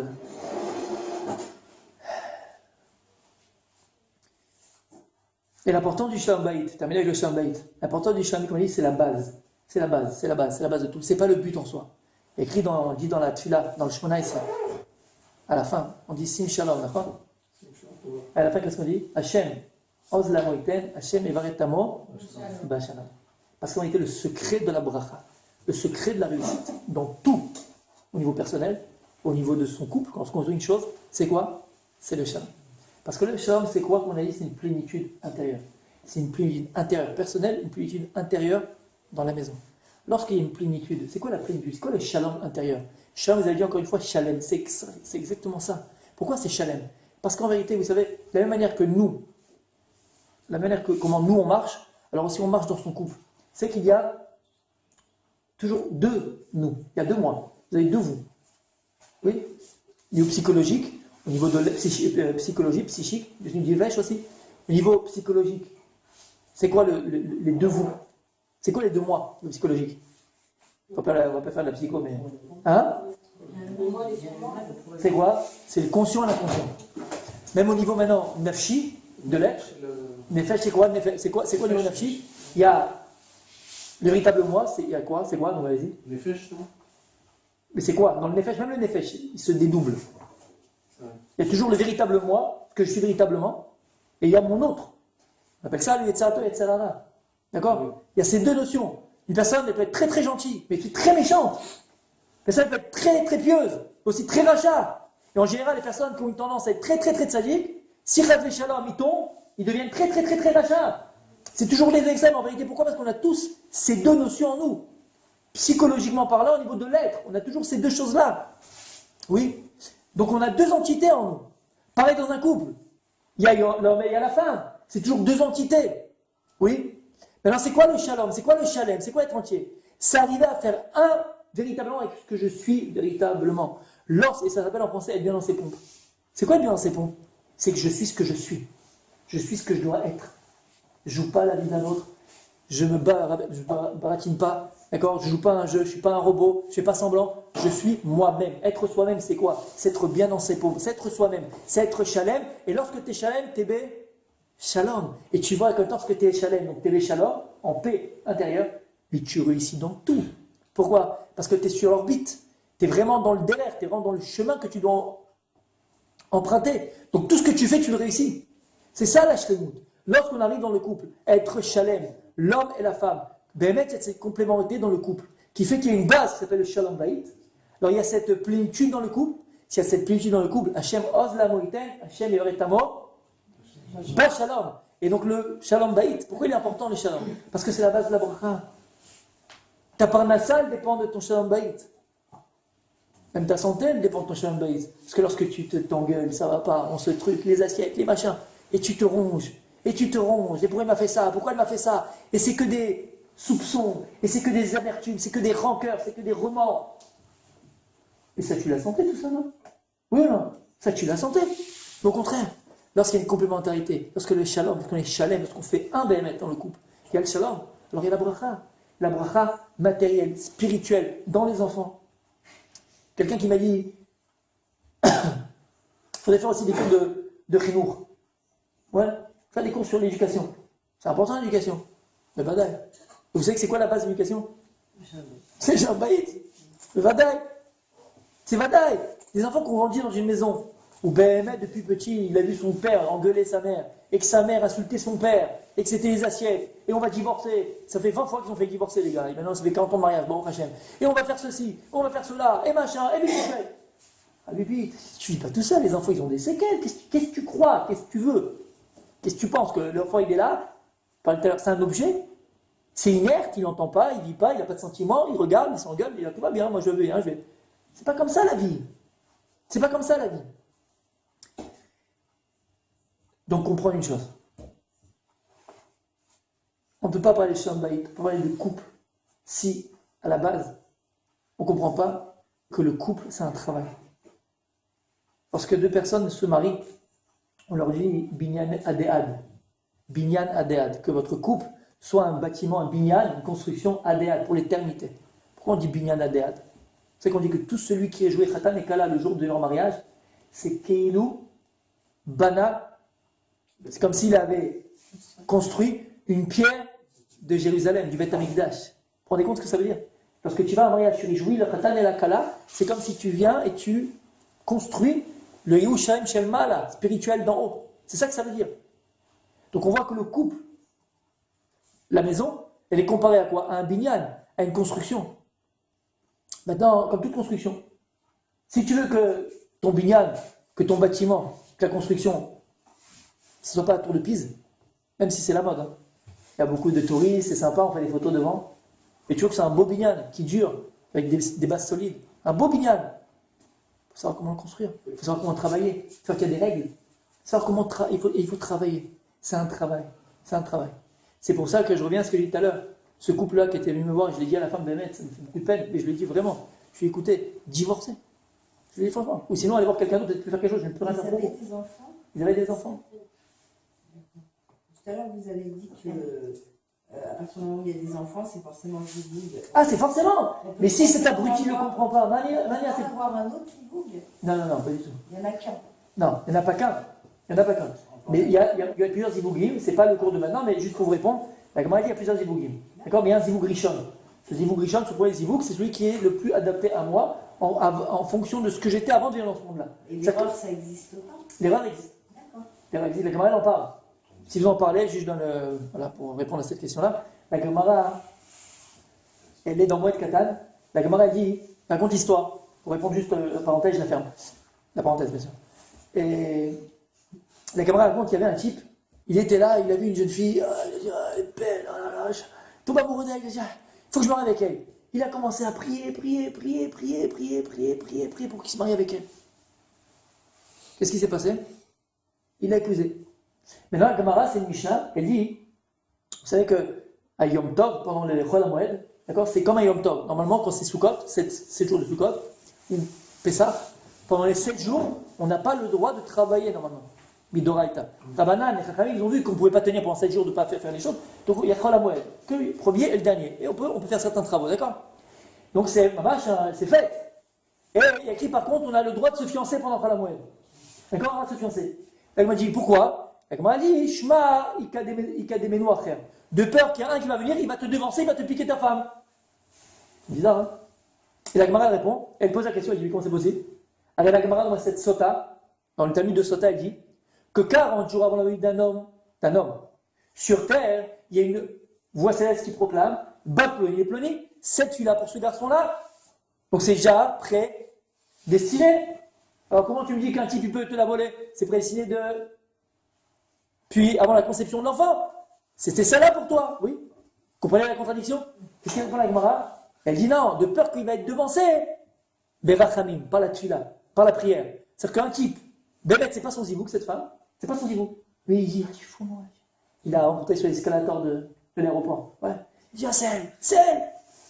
Il prie, Béret de tout son cœur, il peut l'avoir. Non, c'est pas son zivouk. C'est pas son zivouk. La Gemara répond, elle dit, alors il peut l'avoir par la tfila. La tfila, elle peut tout faire la tfila. Tout faire la tfila. Et la Gemara, elle dit, et comment ça se termine? Elle dit non, comme c'est pas son zivou, il pourra se marier avec elle, mais soit il divorce, soit un des deux il meurt. Wow. Comme ça, il y a Gemara. Pour vous dire quoi? Pourquoi je vous dis ça? Parce que peut-être on a plusieurs zivougim. Il y a un zivou qui nous correspondait avant la conception de l'homme, avant de venir sur terre. Après, par le libre arbitre, l'homme, soit il va accepter le zivou qu'Hachem lui propose, parce que ça va être facilité, soit tu passes à côté. Et après, tu as d'autres zivougim, et ce n'était pas le premier zivou. D'accord? Mais ça, on fera un cours que sur les zivougim une autre fois, d'accord? Et je ferme la parenthèse. Qu'est-ce que j'ai dit juste avant, Mechila? Pour ceux qui suivaient? La pierre donne. Que c'est un bignal. Il a fait mal. Donc que le couple, c'est un bignal. Pourquoi je vous dis ça? Parce qu'il faut comprendre une chose. Dans le couple, il faut travailler. Dans le couple, il faut travailler. Et à partir du moment où dans le couple, il y en a un des deux qui dit, moi, qu'est-ce que je suis parfait. Je suis parfait, j'ai pas besoin. Qu'est-ce que tu veux que je fasse? Je suis le plus gentil, le plus attendri, je suis là pour elle, je suis là pour... C'est fini. Il faut travailler à deux. S'il n'y a pas deux personnes qui sont capables et qui sont prêtes à travailler ensemble, pour arranger, alors ça ne sert à rien. Ça ne sert à rien. Il faut être à deux. C'est un travail. Et le premier travail du couple, c'est quoi? C'est travailler ses midotes. Comprends une chose. On vient tous dans ce monde-là avec une pochette surprise. Toi, tu es coléreux comme tu es coléreux. Moi, je suis coléreux comme je suis coléreux. On a tous notre pochette surprise. On est tous différents. D'accord? Maintenant, Kadosh Baruch Hu va te donner la femme, il va te donner le mari, en fonction bidouk de ce que tu es. On a dit, c'est comme ces deux gouttes là de la mer rouge, comme Kriyat Shamsouf. Kadosh Baruch Hu, il va accoupler deux personnes qui émettent, se complètent. Donc, Kadosh Baruch Hu comprend, la femme que tu as devant toi, c'est celle que tu dois avoir. Le mari que tu as devant toi, c'est celui que tu dois avoir, en fonction du travail des midotes que tu dois accomplir. Lorsque j'étais à la yeshiva d'Aix-les-Bains, je racontais, il y avait un rab qui s'appelait Rav Herrera. Rav Herrera, c'était un rab extraordinaire. Et il nous faisait un cours, plusieurs bachourim, il était 15-16 comme ça, pas beaucoup. Et il nous parlait souvent du coup, verrou, déroulé. Une fois, il a dit quelque chose d'extraordinaire. Extraordinaire. Il savait, dans la Torah, un jeune marié, il est exempté de tout. Par contre, c'est dans la Torah. Pendant un an, quelqu'un qui se marie, l'homme, il est exempté de tout. Il ne va pas à l'armée, il va pas, il a les villes, machin, bon, celui-ci, il est exempté, mais il fait exempté de tout. Exempté n'importe, il est exempté de tout. Un jeune mari exempté de tout. Et il avait posé la question à Rabbi Herrera, il a dit, pourquoi la Torah, elle a exempté un jeune marié? Pourquoi? Je fais dire, c'est normal, pour un an, il va kiffer avec sa femme et tout, faire le voyage, ils vont aller au Tibet, je ne sais pas où ils vont faire, non? Pourquoi la Torah, elle a exempté un khatan pendant un an? Pour qu'il s'habitue à ses défauts. Rappelez? Il avait dit ça, mais ouais. Il avait dit, c'est pourquoi? Tu as un an pour t'habituer à ce qu'elle est. Tu as un an pour t'habituer à ses défauts. Maintenant que tu t'habitues à ses défauts, à apprendre qui elle est, maintenant tu vas pouvoir commencer à construire ensemble. Mais nous, qu'est-ce qu'on pense? Qu'est-ce qu'on pense dans le couple? C'est ce qu'on pense. C'est ce qu'on se dit. On se dit, moi je vais la changer. Tiens, je vais me mettre sur le droit chemin. Moi je vais te changer. Elle ou lui, pareil, je vais la changer. Tu changeras personne, Khabibi. D'abord, pour comprendre, tu dois accepter la personne qui est en face de toi. Si elle est comme elle est, c'est pour que tu travailles. S'il est comme il est, c'est pour que tu travailles. Donc la personne qui est en face de moi, elle a des midotes qui me correspondent. Ces midotes qu'elle a me correspondent. Donc le travail, d'abord, du couple, c'est le travail des midotes. Si tu n'es pas capable de pouvoir travailler sur toi-même, de prendre sur toi, de faire des efforts, Dans le couple, faire des efforts. Des fois, des trucs qui ne te plaisent pas, mais pour faire plaisir, tu dois le faire. Des fois, des choses où tu sais que tu as raison, elle attend, mais tu dois dire, c'est pas grave. Parce que Bémet, c'est pas grave. Parce qu'on parlait tout à l'heure, Abi, disproportionné. Des fois, tu disputes sur une chose, on dispute sur des choses. En réalité, qu'on n'y queue ni tête. Qu'est-ce que je m'en fous qui a acheté le verre rouge? Mais oui, c'était moi à Ikea quand je suis parti, moi. Non, je t'ai dit que c'était moi. Et après, ils vont discuter. Pourquoi pour un verre que tu as acheté à Ikea, qui l'a acheté? Vous croyez que je rigole, mais c'est vrai. Pourquoi? Sur des bêtises. Disproportionnées. Donc, si on n'est pas capable de se travailler, il faut comprendre une chose. Alors, ça ne peut pas marcher. Il faut d'abord prendre conscience qu'on doit tous les deux, l'homme et la femme, se travailler. C'est un travail des midotes. On a encore 10 minutes, c'est bon? Pour terminer? C'était juste une introduction. Ce que je voulais vous dire là. Alors, ce que je voulais voir avec vous ce soir, hein, mais on va pas. Bon. Ma marche en quelques minutes. Et c'est la base du mariage et c'est la base du couple. Alors, d'habitude, c'est vrai que ce que je vais dire maintenant, ça dure au moins 1h30. Mais j'essaie de le dire en 10 minutes, d'accord? Parce qu'il est un peu tard. La première chose qu'il faut comprendre dans le couple, là c'est le cours, hein, c'est plus l'introduction.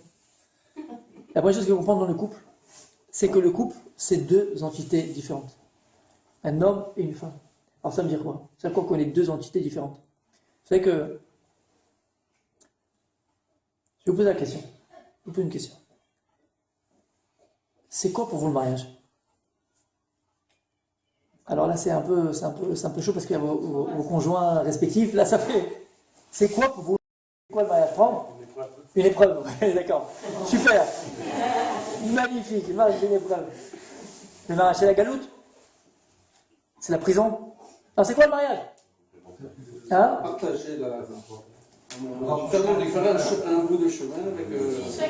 Un bout de chemin, quoi. Je peux qu'on arrive, après, on prend quelqu'un d'autre. Construire un foyer. Ah non, c'est si on y arrive, c'est le bonheur. Enfin, si on arrive à le construire. Et en attendant... C'est le problème. C'est quoi le mariage? Avoir des enfants, je pense. Avoir des enfants.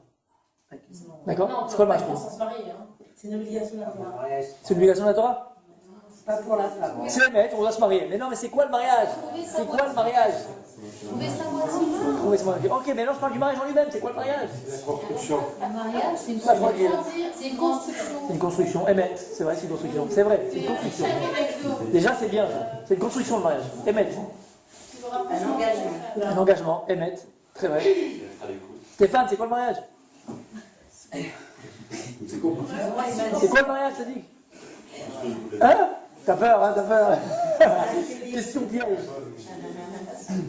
Est-ce que... On a dit, c'est le rapprochement des contraires. Ishak et Nagdo. Je se retrouve Est-ce avec que- quelqu'un qui est l'opposé de moi. Et en fait, je dois tout C'est faire. vrai, mais c'est pas forcément vrai. C'est soit elle est complètement opposée à moi, soit elle est très moi à l'extrême. Voilà. C'est les deux. C'est-à-dire, voilà, c'est ça en fait. Le couple, Est-ce c'est- que- sur certains points, c'est un mélange. Mhm. Est-ce que Dieu nous envoie notre benzo, notre conjoint, quand on travaille nos midot? Oui. Vadaï, c'est ce que j'ai dit. C'est un travail des midotes. Vadaï. De Vadaï. Et grandir à deux. Alors c'est ça le mariage, travail des midot. Émettre, c'est vrai, émettre. C'est retrouver ce qu'on a perdu à l'origine, l'âme sœur. Émettre. Ce complément, Je crois qu'on est tous dans le même bateau. C'est-à-dire, On a oublié la base, quoi, déjà. Non, nous tous, mais c'est vrai. Ah! Il y en a une. Oh purée, il y en a une encore qui est là. Ah! Enfin, elle a dit, voilà, on a oublié. Vous vous rendez compte? Mais évident, tu l'as pas dit. C'est quoi le mariage? Il y a féminin. C'est l'amour. Non? C'est l'amour. Maintenant, on n'a pas osé ça. comment? C'est une autre sorte d'amour. Il a fait. Mais on va expliquer ça veut dire quoi. C'est quoi pour là? C'est l'amour. D'accord? Parents, on n'a pas Il a fait. Alors, on a dans la tête tout de suite quand on parle de mariage. Hein? C'est l'amour. Deux, allez-y. Tu as l'amour du début Ah, il a la fait. passion. et tu as l'amour qui se construit. Donc, Il a fait. Alors, on va se rendre compte qu'en réalité, au début, ça s'appelle pas l'amour. Nous, on appelle ça l'amour, ce que vous voulez, mais c'est pas l'amour. D'accord? C'est faux. Ouais, l'attirance, la magie, ou ouais, voilà, toutes ces choses-là, mais c'est pas l'amour. Alors, vous savez, le véritable problème dans tous les domaines de la vie, pas que on parle du couple, mais dans tout dans la vie, on se rend compte qu'on arrive à un problème. Vous savez pourquoi? Parce qu'en général, on a du mal à définir les choses. Par exemple, tu as du mal à définir les choses, tu n'arrives pas à les vivre. Pourquoi? Parce que tu vis les choses en fonction de leur définition. Et si tu ne sais pas les définir, comment tu veux les vivre? D'accord? Et c'est vrai dans tout.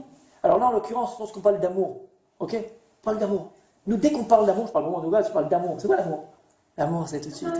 Voilà, c'est le film, c'est le prince charmant sur son cheval blanc qui te met derrière, Zorro est arrivé. C'est l'amour des films. C'est la passion, c'est Pretty Woman, exactement. Voilà, tu vas la rencontrer dans un magasin. C'est l'amour fou, l'amour. Alors comme on sait très bien, et je pense qu'on est tous des personnes raisonnables, sensées, et bon, Hachem, assez matures, on a très bien compris, de toute façon on s'est rendu compte, hein, on n'a pas le choix. On n'a pas le choix, ouais. On n'a pas le choix, hein, que ça c'est vrai dans les films. Mais dans la réalité, l'amour c'est pas ça. Vous avez dit quelque chose de très très révélateur qu'on fait tous, qu'on dit tous. Lorsqu'il y a des jeunes hommes ou une jeune femme, une jeune fille comme ça qui vient me voir aussi, qui dit, je vais me marier. Alors il te dit, je lui dis pourquoi? Alors très souvent ce qu'il te dit, je l'aime. Ouais, je l'aime. Je fais, qu'est-ce que t'aimes? Mais qu'est-ce que t'aimes? C'est quoi l'amour? Tu l'aimes? Non, tu l'aimes pas. On a une attirance, on est sur la même longueur d'onde, je le trouve mignon, je la trouve mignonne, on a les mêmes... Ok, mais je l'aime, c'est ça l'amour. C'est quoi l'amour? Et là je vous pose la question maintenant. Vous avez dit l'amour, alors comment c'est? C'est quoi l'amour? C'est quoi l'amour? C'est quelqu'un qui fait attention à... C'est donné. C'est donné. C'est donné. C'est donné sans compter. Donner. Si les deux dames sont sans compter, en fait, L'amour c'est donner sans compter? D'accord. Déjà, je vais avec ce que vous avez dit, l'amour c'est construire. La fin c'est une construction, vous avez dit le couple. Ouais. Émettre. Donc ça se construit. En réalité, l'amour se construit. C'est pas quelque chose d'inné. Tu as une attirance, mais c'est pas de l'amour. C'est quoi l'amour? Ça dans les mauvais moments. Accepter l'autre, c'est l'amour? Non, je peux t'accepter sans que je t'aime. Hein. Je t'accepte. C'est investir dans l'autre. Ah bah si, je t'accepte, mais ça veut dire que je t'aime. Ça s'appelle en français, tu sais comment ça s'appelle? C'est ce que tu viens de dire? Ça s'appelle la démocratie. La démocratie, c'est pas l'amour. La démocratie, c'est accepter les autres.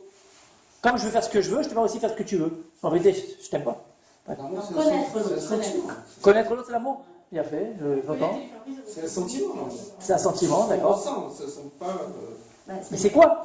Il faut Si le couple, c'est l'amour, Accepter tous ses défauts. Ah, accepter oula. tous tes défauts. Bah, pour créer, C'est pas beaucoup qui C'est sait. quoi l'amour? Procréer, c'est l'amour? bah, faire des enfants. Ça, c'est un suicide. Quand Non, on ça, aime, c'est on le va résultat. pas Non? Il faut différencier l'amour dans le couple et l'amour qu'on peut avoir. Mais on verra qu'en vérité, si on arrive à définir le mot amour, on verra qu'après, il se calque dans toutes les relations qu'on va avoir, si Dieu veut. Dans un couple, avec son enfant, entre nous et la Kadosh Baruch Hu. C'est quoi l'amour? C'est quoi Ahava dans la Torah? C'est quoi la Ahava? L'amour, On c'est. dit Ahava, d'accord? C'est S'oublier soi-même? Oui, ça veut dire. C'est l'investissement. À force de s'oublier, des fois, on ne vit plus. C'est ça le Hava. C'est d'être complémentaire. Complémentaire, l'harmonie, Ami. C'est donner de soi. donner de soi, L'investissement. l'investissement, Si t'as pas de retour, c'est ça. L'amour, l'investissement. ça vient du cœur. Pas L'amour, de il y a rien, du cœur. forcément. D'ailleurs, c'est pour ça le symbole du cœur, l'amour. C'est le symbole du cœur. C'est le résultat d'un. C'est quoi la Ahava? Comment est-ce qu'on peut arriver à aimer si on ne sait pas ce que c'est? Vous vous rendez compte? C'est ça le problème. Ah, il y a quelque chose là? Il y a quelque chose là?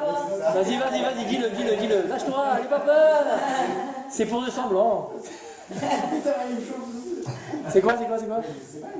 C'est pas c'est quoi aimer? On l'a chanté d'ailleurs, on va s'aimer.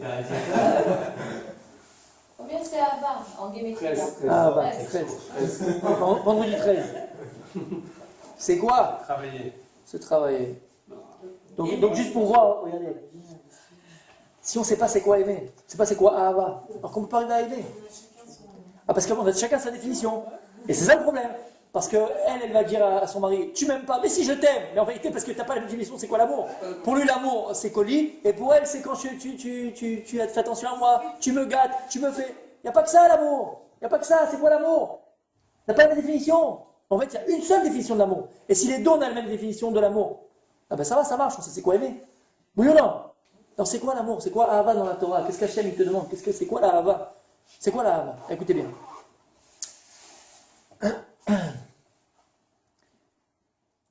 Vous avez dit la Ahava, Gematria 13. C'est la même Gematria que 13, 13, 13. La moitié de 26. C'est ce qu'on fait tous les jours. Shema Israël, Hachem, Elokeinu Hachem, Echad. Ve'ahavta. Quoi Ve'ahavta? Echad. Echad c'est 13. Ve'ahavta Ekemra. Comment c'est possible? C'est-à-dire que l'amour c'est un. Comment ça veut dire quoi? L'amour c'est Echad. Comment c'est possible? Alors écoutez bien. Hein? Ne faire qu'un. Emet, il y a fait même. Arriver à la. Alors là on a déjà dit c'est quoi l'amour? Arriver à la Hava, c'est arriver à faire un. Très bien. Mais si vous me dites maintenant que arriver à l'amour, c'est faire un, je ne pourrais faire un que si je comprends d'abord qu'on est deux. Je ne peux pas associer deux choses et dire maintenant on fait un, si d'abord il n'y avait qu'un. Ben, un restera toujours un. Quand est-ce que j'arrive à un? Quand il y a deux. J'avais deux et j'arrive à un, donc j'arrive à unir. Donc en réalité, le but c'est faire un. Mais comment je vais arriver à la Ahava? Comment je vais arriver à cette union-là, à cette ardoute, à cette union, à cette unicité dans le couple? Comment? D'abord, il va comprendre, et c'est la base de l'amour, qu'on est deux. Alors ça veut dire quoi? Comprendre d'abord qu'on est deux. Et c'est pour comprendre, si on arrive à comprendre qu'on est deux, on va arriver à savoir c'est quoi aimer. C'est quoi arriver à comprendre qu'on est deux? C'est quoi être deux? Tu es l'amour propre. Comment? Tu es l'amour propre. Ça fait partie de ce que vous dites, émettre, très vrai. Mais c'est encore au-delà de ça, mais ça commence aussi par ça, émettre. Mais écoutez bien. Comprendre qu'on est deux, il y a écrit dans la Torah, Bereshit bara Elokim et Hashem v'Haaretz. Dieu il a créé le monde, Shamaim v'Haaretz. Il dit le Zohar, c'est quoi Shamaim?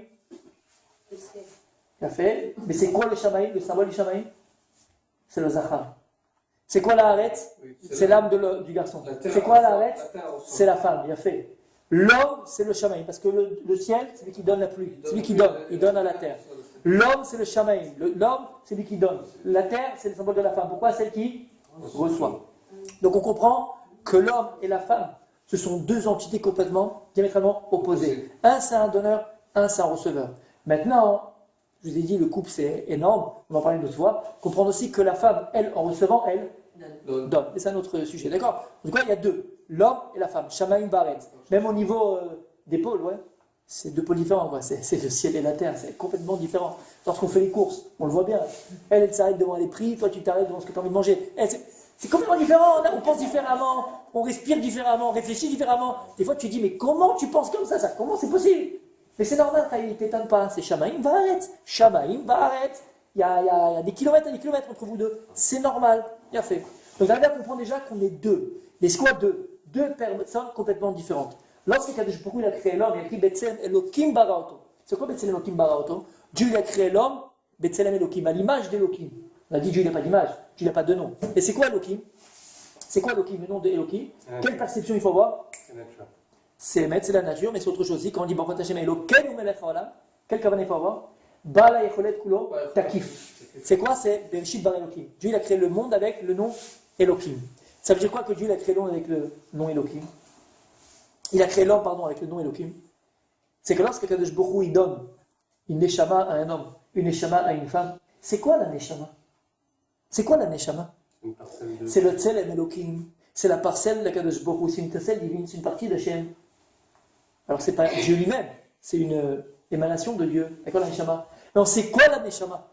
C'est quoi l'âme? C'est quoi la neshama? Il dit le Rav Dessler, écoutez bien. Il dit le Rav Dessler. La neshama, c'est le mekor aretzonot chez la ben Adam. C'est la source des volontés de l'homme. C'est ce que tu es véritablement, ce que tu veux véritablement, ton potentiel, ce que tu dois devenir, il est en potentiel dans ta neshama. Ta neshama, c'est la source de tes volontés. Maintenant, c'est quoi la neshama, on a dit? La source de mes volontés. Maintenant, cette volonté-là, on va l'appeler la lumière d'Hachem. C'est une lumière. C'est une lumière énorme, c'est une énergie énorme. C'est ça que Ish Veisha, lui qui a écouté le cours, tu m'as dit que tu l'as écouté. Ish Veisha. Ish, il y a un Yud. Et Isha, il y a un He. T'enlèves le Yud du Ish et le He de la femme, c'est quoi? Esh, c'est le feu. Pourquoi c'est le feu? Pas simplement, c'est le feu parce que on a une énergie extraordinaire. On a chacun une énergie extraordinaire. C'est quoi cette énergie? C'est quoi cette énergie? C'est une volonté d'exister énorme, infinie. C'est du feu. Alors cette énergie-là qu'on a, ce feu intérieur qu'on a, cette neshama qu'on a, qui est la source de mes volontés, ouais, elle va être catalysée par le yud du ish et le he de isha. C'est ce qui va mettre chacun à sa place. Mais, comprenez une chose. Lorsque Kadosh Baruch Hu, il te donne un neshama, il te donne ton neshama, la source de tes volontés. La source de volonté, c'est ton potentiel. Ce que tu dois devenir. Maintenant, tout le travail de l'homme, c'est quoi? C'est quoi? C'est arriver à sortir ce potentiel dans la réalité. C'est arriver à se réaliser, ce qu'on appelle en français. Tu dois te réaliser. C'est quoi se réaliser? Réaliser ma volonté intérieure, ce que je suis. Maintenant, comment on appelle ça dans le jargon français? Ce qu'on est en train de dire, ça s'appelle un ego. C'est quoi l'ego? C'est quoi l'ego? C'est que quand on parle de l'ego, c'est l'amour de soi qui est positif. Qui est positif. L'ego, il est positif. Gérard Dessert que l'ego est positif. C'est quoi l'ego? C'est que l'ego, c'est mon moteur. C'est ma nochiout. C'est mon moi intérieur. C'est ma sensation profonde d'exister. Ce qui me donne envie de vivre. Ce qui me donne envie d'exister. Ce qui me donne envie de me réaliser, c'est mon ego. L'ego, c'est mon amour propre, comme vous avez dit. L'ego, c'est ce que je suis véritablement. Maintenant, quand l'ego, il est poussé à l'extrême, là, on arrive à l'égoïsme, l'égocentrisme. C'est-à-dire que là, tout me revient. Mais à la base, l'ego, c'est quoi? C'est quoi l'ego? C'est moi, c'est mon ami. C'est ce que je suis. C'est ce que je dois devenir. Donc l'ego, en vérité, c'est mon moteur. L'ego, il est positif. Maintenant, il faut comprendre une chose. L'homme et la femme, on a tous les deux une neshama. Donc on a tous les deux une volonté extraordinaire de se réaliser, donc d'exister. Donc d'exister. On a non seulement cette volonté d'exister, mais on a aussi le devoir d'exister. Il n'y a personne qui doit t'empêcher d'exister. Parce que tu viens sur Terre pour exister, pour te réaliser.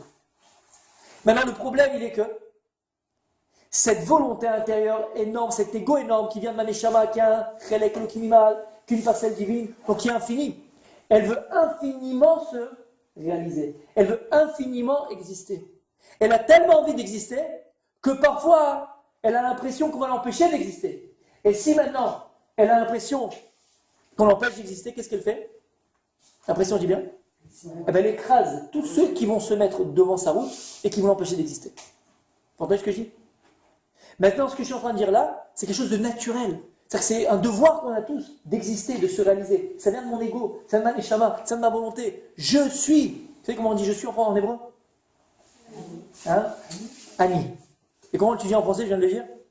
Je suis, en deux mots. On avait dit, c'est nachon. Ani en français. C'est quoi alors en hébreu? Ani, je suis. Mais en hébreu, c'est je suis. Parce qu'en français, tu peux être je, tu peux être suis, tu peux être un peu de tralimite, tu peux être un peu de tout. En hébreu, c'est Ani. Aleph, Nun, Yud. C'est quoi? C'est les mêmes lettres qu'on avait dit? Rappelez? Ani, même lettre que? Soit c'est je suis, soit N. Parce que si tu n'es pas pour toi, personne ne sera à ta place. N, c'est il n'y a pas. Soit je suis Ani, soit c'est N. Soit je suis, soit je ne suis pas. Et ils disent les Chachamim dans Pirkei Avot, Imen Ani li, li. Si je ne suis pas pour moi, qui sera pour moi? On a tous le devoir d'exister, on a tous le devoir et le mérite de pouvoir exister et de se réaliser. Et personne ne doit t'empêcher d'exister. Personne ne doit t'empêcher de te réaliser. Kadosh Baruch Hu t'a donné cette neshama, ce potentiel extraordinaire, non seulement physique et métaphysique, pour que tu deviennes ce que tu vas devenir. Hachem, il ne t'a pas donné cette vie-là pour qu'on galère. Hachem, il ne t'a pas mis dans ce monde-là pour que tu galères et pour que tu pleures et pour que ça aille pas et pour que ce... Non, Hachem, il t'a mis dans ce monde-là pour que tu sois heureux, pour que tu trouves le bonheur, pour que tu sois dans le... Hachem, il t'a pas mis là pour que tu galères, encore une fois. Donc si tu comprends ça, si on avait compris une chose, cette chose-là, qu'en vérité, on est tous des êtres à part, on est tous des êtres uniques, parce qu'on a en nous cette neshama, on a en nous cette neshama, la Elokit, qui est la source de la volonté. Et cette volonté-là, elle doit s'exprimer à l'extérieur. Lorsqu'elle s'exprime à l'extérieur, c'est-à-dire que je me réalise. Et lorsque je me réalise, c'est-à-dire que je sens que j'existe. Et là, maintenant, c'est tout le problème. C'est quoi le problème? C'est que la femme et l'homme et la femme, ils ont tous les deux le droit et le devoir d'exister. Les deux. Maintenant, le problème, c'est que lorsque tu es tout seul, et tu n'es pas encore marié, et que tu n'as pas quelqu'un, entre guillemets, comme un boulet, ouais, tu penses que c'est un boulet. Alors là, tu te dis, personne n'empêche d'exister, parce que je fais ce que je veux, quand je veux, où je veux, et avec qui je veux. Ça, c'est grave. Ouais. Donc, personne n'empêche d'exister. Alors si, rappelle-toi, on t'empêchait un peu d'exister quand tu étais jeune, c'était qui? Enfin, tu vois, tes parents, tu as l'impression, non, sors pas maintenant, non, fais pas ceci, non, fais pas cela, non, t'es obligé, non. Tu as l'impression, j'en ai marre, je veux pas. Pourquoi? C'est quoi cette sensation? C'est l'ego. Parce qu'on a besoin de tout. On a l'impression que lorsqu'on a des obligations, on nous empêche d'exister. On avait dit la fois dernière qu'en réalité, les lois, elles sont là pour te permettre de te réaliser comme il faut, de construire, de travailler, de devenir. Donc en vérité, écoutez bien, avant de comprendre que le mariage, donc c'est la hava, et c'est l'amour, comme on a dit. C'est quoi l'amour? C'est echad. C'est quoi echad? C'est l'union. Mais l'union de quoi? De deux. Donc il faut d'abord comprendre, avant de comprendre qu'on doit faire un ensemble, et ça c'est tout le travail d'une vie, écoutez bien ce que je dis, c'est le travail d'une vie pour faire un ensemble. Il faut d'abord comprendre qu'on est deux.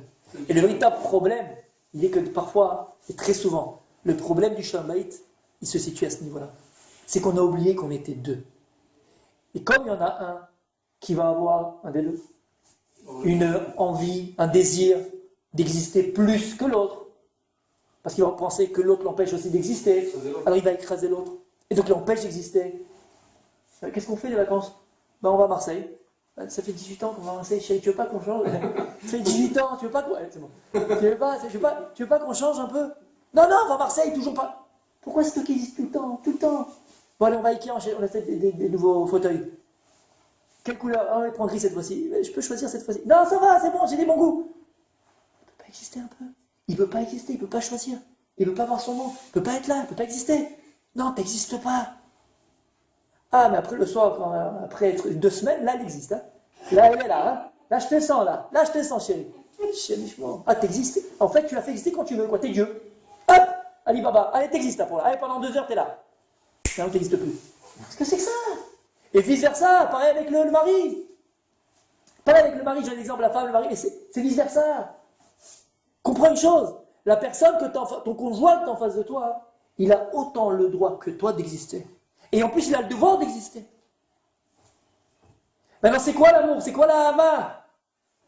C'est quoi la hava? C'est exister ensemble. Ensemble. C'est ça la hava. Il dit le Maharal de Prague. C'est quoi la hava? C'est arriver à unir ces deux existences. Arriver à unir ces existences, pardon. C'est toujours le dire en français. Ces existences, pardon. On a compris. En vérité, c'est quoi? C'est arriver à unir ses volontés. C'est qu'on va vouloir ensemble. On va arrêter se tirer les cheveux, s'engueuler, s'envoyer les casseroles, parce qu'on n'est jamais d'accord sur rien. Ah, c'est normal, à la base, il y avait un problème. On ne sait pas c'est quoi l'amour, on ne sait pas c'est quoi la construction, on ne sait pas c'est quoi le couple. Le couple, c'est construire ensemble. Arriver à vouloir ensemble. C'est pas qu'on veut la même chose, comprenez-moi bien, hein. C'est pas ça le couple, forcément qu'on veut la même chose. Mais ce qu'on veut ensemble, on se met d'accord sur ce qu'on veut. À partir du moment où il y a une shiviout, il y a un équilibre dans nos volontés, il y a une association dans nos volontés, donc on associe nos existences et donc nos forces. Vous vous rendez compte ce qu'on est capable de faire dans un couple? Vous vous rendez compte des enfants qu'on est capable de sortir? Des enfants qui savent où ils vont, des enfants qui sont là, des enfants qui... La bataille. Pourquoi? Parce qu'on a construit à deux. Mais ça, tu ne pourras le faire uniquement si d'abord à la base tu as compris qu'on était deux. Parce qu'à un moment donné, il va te dire, même lui, toutes les fêtes c'est chez tes parents, toutes les fêtes c'est là-bas. J'en ai marre! Moi aussi j'ai des parents, moi aussi j'ai ceci, moi j'ai cela. Pourquoi pas moi? Non, mais c'est une obligation, on existe à deux. J'ai le droit d'exister, tu as le droit d'exister, on a le droit d'exister. Si on a à comprendre que d'abord, avant de faire cette union-là, et donc arriver à cette Ahava, on ne pourra jamais arriver à cette Ahava. Si d'abord on n'a pas compris qu'on est deux. On est deux existences complètement différentes, deux volontés différentes, qui doivent s'unir. Si on arrive à avoir cette conscience d'abord dans notre couple, qu'on est deux Shamaim Ba'aretz, deux personnes qui ont le droit d'exister, qui ont le devoir d'exister, alors on pourra mettre les bases du couple. On avait parlé de ça la semaine dernière et je termine ma match avec ça. C'est quoi? Non. Ça s'appelle en français le respect. C'est quoi le respect? C'est le kavod. Vous savez que la base d'un couple, c'est le kavod. Kavod adadi, je parle. C'est le respect mutuel. C'est quoi le respect mutuel? C'est quoi le kavod dans la Torah? Maman, je termine avec ça. C'est quoi le kavod dans la Torah? C'est quoi le kavod? Baruch Shem Kevod Malchut Haomed. On parle de Dieu, on parle de kavod. C'est quoi le kavod? C'est quoi l'honneur? C'est quoi le kavod? Je donne un exemple. Il dit à Dessler d'abord que le kavod c'est le makom. Quand on parle de kavod, d'honneur, on parle de place. C'est bizarre. L'honneur c'est la place. Écoutez bien. Imaginez maintenant, j'en visite à une grand-mère, 98 ans, elle a fait le tour du monde, d'accord? Et je viens, elle a plein de bibelots sur sa bibliothèque. Et tout d'un coup, je prends un bas comme ça de Chine et tout, je le prends, je regarde, c'est beau, hein, il me dit, ouais, quand j'étais en 1972, en Chine, j'ai fait le machin, tu peux le reposer à mon mari dedans en plus. Putain, je le pose. Maintenant, je le pose, dans un autre endroit. Je ne vais pas là où il était, d'accord? Je le pose à un endroit. Elle devient folle. Ah, moi je perds et tout. Il fait non, mais. Et il le repose à la place. Il fait non, remets-le là. Excuse-moi, pourquoi elle est Macpida? Pourquoi comme ça? Et pourquoi elle est. Qu'on dit Macpida? À cheval. Elle est à cheval que ça se repose là-bas. Elle a sa place. Pourquoi? Pourquoi? Parce que son vase de Chine, ça lui rappelle tous les souvenirs avec son mari, son machin, son Dieu. Il a une importance pour lui et pour elle. C'est quoi le kavod? C'est quoi dire le Rav Dessler? C'est le makom. L'honneur, c'est la place. Pourquoi? Parce qu'en réalité, l'honneur que tu donnes à une personne, c'est la place que tu lui donnes. Ce matin. La place que tu donnes à une personne, c'est son honneur. C'est pour ça que c'est très important à la maison que chacun ait sa place à la table, vous savez? Très important. Le papa, il a sa place, la maman, il a sa place, les enfants, ils ont leur place fixe. Pourquoi? Parce qu'en réalité, la place que tu donnes à l'autre, en réalité, c'est son honneur. C'est pour ça qu'il y a des halakhot, que lorsque le père rentre dans une pièce, qu'est-ce qu'on fait? On se lève. Pourquoi on se lève quand le père il se lève? Pourquoi? Il passe, il rentre. Pourquoi? Pourquoi? Parce que lorsque tu te lèves, lorsque le père il rentre, qu'est-ce que tu fais? Tu l'honores. Mais pourquoi tu l'honores? Parce que tu lui donnes sa place. Et lorsque tu donnes sa place, tu lui permets d'exister. Donc c'est ça le kavod. Le kavod et le respect mutuel, c'est donner la place à l'autre. Et lorsque tu donnes la place à l'autre, alors tu lui permets d'exister. Mais lorsque tu veux étouffer l'autre, lorsque tu lui prends sa place, t'es le père, t'es la mère, t'es la femme de ménage, t'es tout ici. Elle fait quoi? Elle n'a pas de place. Donc elle n'existe pas. Donc tu l'honores pas. Donc tu l'honores pas. Vous comprenez? Ezrat Hashem. On arrive à le vivre déjà ce qu'on a dit.